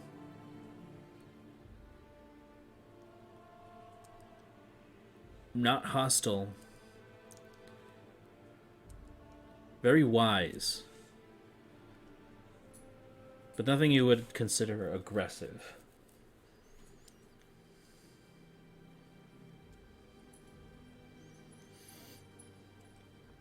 I guess without breaking eye contact with Mogu, he's no threat to us. Not unless we hinder whatever purpose he has.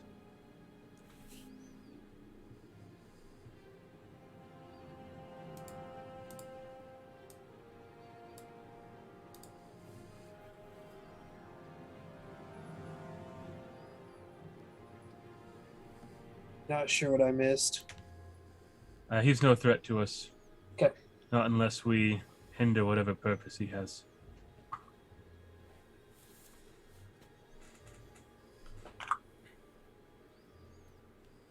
Okay. And I will cast Dispel Magic, 3rd level. Okay, go ahead and roll a wisdom check. D20 plus 5. 22. 22. 17 plus 5. With that, the magical force of nature surges through your hands, and the shackles break, suddenly turning into dust as they scatter around the air. You can see him take a step toward you and place this giant, meaty hand. You could tell that this man is built, like he's older, but there is so much muscle mass. Places his hand on your shoulder and says, I thank you, brother. We are more alike than you may know. and you can see them. Suddenly there's this kind of blue mist that kind of almost causes them to become nearly ethereal, as suddenly this corporeal form turns into that of some kind of bear spirit and rushes down the hallway where you came. Oh, he's a druid. Cool. I don't recognize that as anything druidic. Oh, maybe See. it's one of those things like Ray, Seemed more like what Reva Rava. had. I remember her asking me to be her mentor, and I haven't seen her since, so...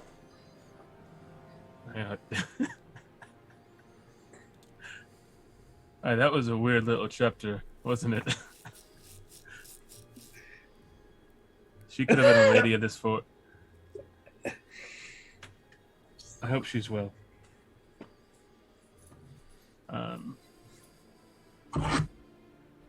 Well, I thought I would get more out of him than that, but power to him then. We were checking some lava door or something. Yeah, where was it? Oh, there it is. Okay, yeah. And I'm gonna pull out the hotkey First, and as you begin to approach towards the end of that chamber, you can see that it's not necessarily a door that leads to another room. This is some kind of cage. This is some kind of cell that is, from what you understand, this is some kind of very powerful magic. And as you begin to approach with the key, there is this silhouetted form inside. This kind of red, soft, glowing light from the lava, this magma that seems to be pouring down the sides of this magical cage of sorts, frames this grotesque form inside. This very lithe and pale form.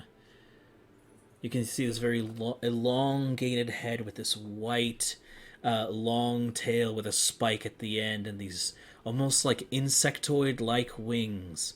As you can see, approaching from within the shadows up to the door, the form of none only than the Bone Devil. I knew it. I freaking knew it. Reaching through He the can stay bars, in there. reaches out and tries to claw the key away from you.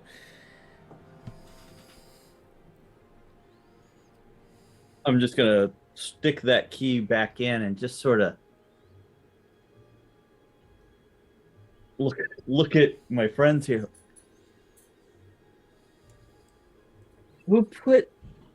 How? I mean, I guess I'm happy with where he is now, and we should just move on, right?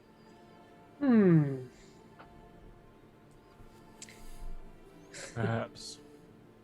It would make us feel better, of course.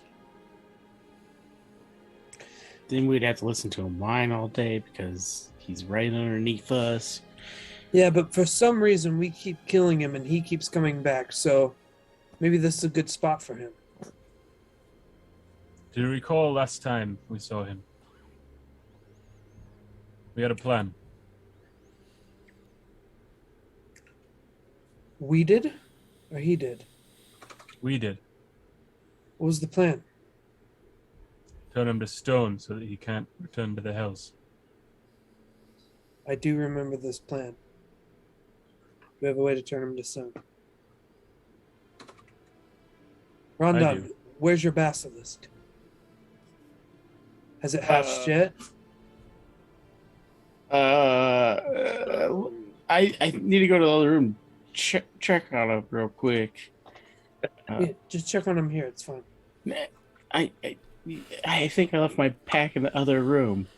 It's on your shoulder, Rondon. I can see it. No, in my other pack. You haven't seen this other pack before. It's where I have the basilisk in. Anyways, see ya. You can see that the Bone Devil retreats from the front of the cage and walks to the back of it. There is this sort of glyph on the floor that begins to form itself, just like draw, as you have approached the cage now. And there is Inside the cage? At the front of it. Okay. You can see that the glyph completes, and there is this magical kind of almost like a blur that suddenly solidifies, and there is an image of Kritkak. Almost like an illusion that was programmed to appear when you arrived. Oh. And it says, "See, we can all work together. I hope you accept my gift. And I hope you do well to hide that key. We shall be in touch soon. But for now, look after the fort. He bows, and suddenly the illusion suddenly fizzles out. And that's where we'll pick up next time. That son of a bitch. Doing our jobs for us. And better. Yeah, right. I'm gonna take his green hammer off of him. We're losing our job security just because of him. His green hammer is mine. Well, that was a lot of stuff in one episode, guys. It was a lot. There wasn't even battle. That was crazy. No. Yeah, we rolled dice like 10 times tops. Yeah.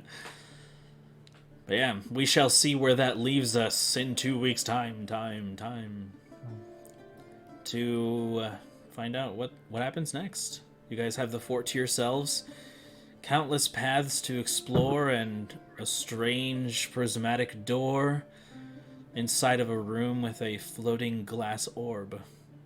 What could it mean? What will you do? We shall find out soon.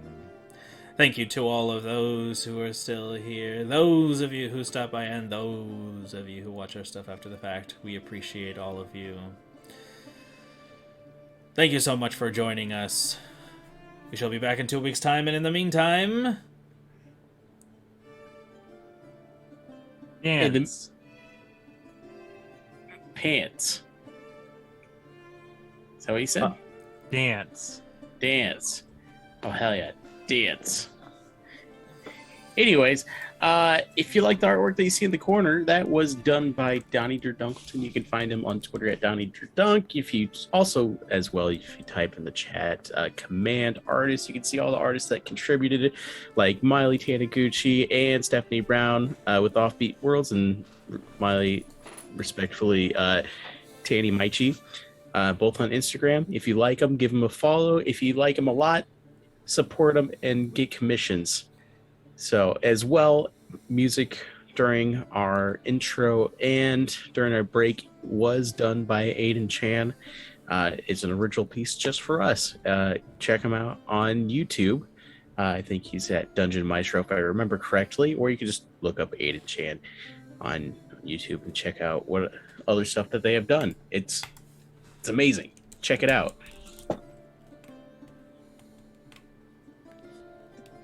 Yeah. Yeah! And as always, we are on our way to 60 followers. We're at 59. I think we do have another goal going on right now. If we can get 34 new followers, I think we're up 3 right now. Mhm. Correct? If we get 34 new followers, we will be able to do stream raids, which is such a big deal to us because stream raiding will help us grow our community. If we can send you guys over to somewhere else where you can watch other people who you like just as much. We can already What? raid. Stream Raiders is like a game that you can play like with other Twitch people. I lied to you. We can raid streams. Yeah. And we're gonna do that tonight Yes. in honor of my lies. Let's see. Who do we raid, guys? There's also one guy called Nergy. Nergy. He's the only person on the list below us. Alright. Nergy. Is it like with a purple N? Yep. Excuse me. Mackenzie. I'll think. Alright, sending it over. Thank you so much for watching. We've enjoyed having you. Farewell and have a pleasant tomorrow. Good night, guys.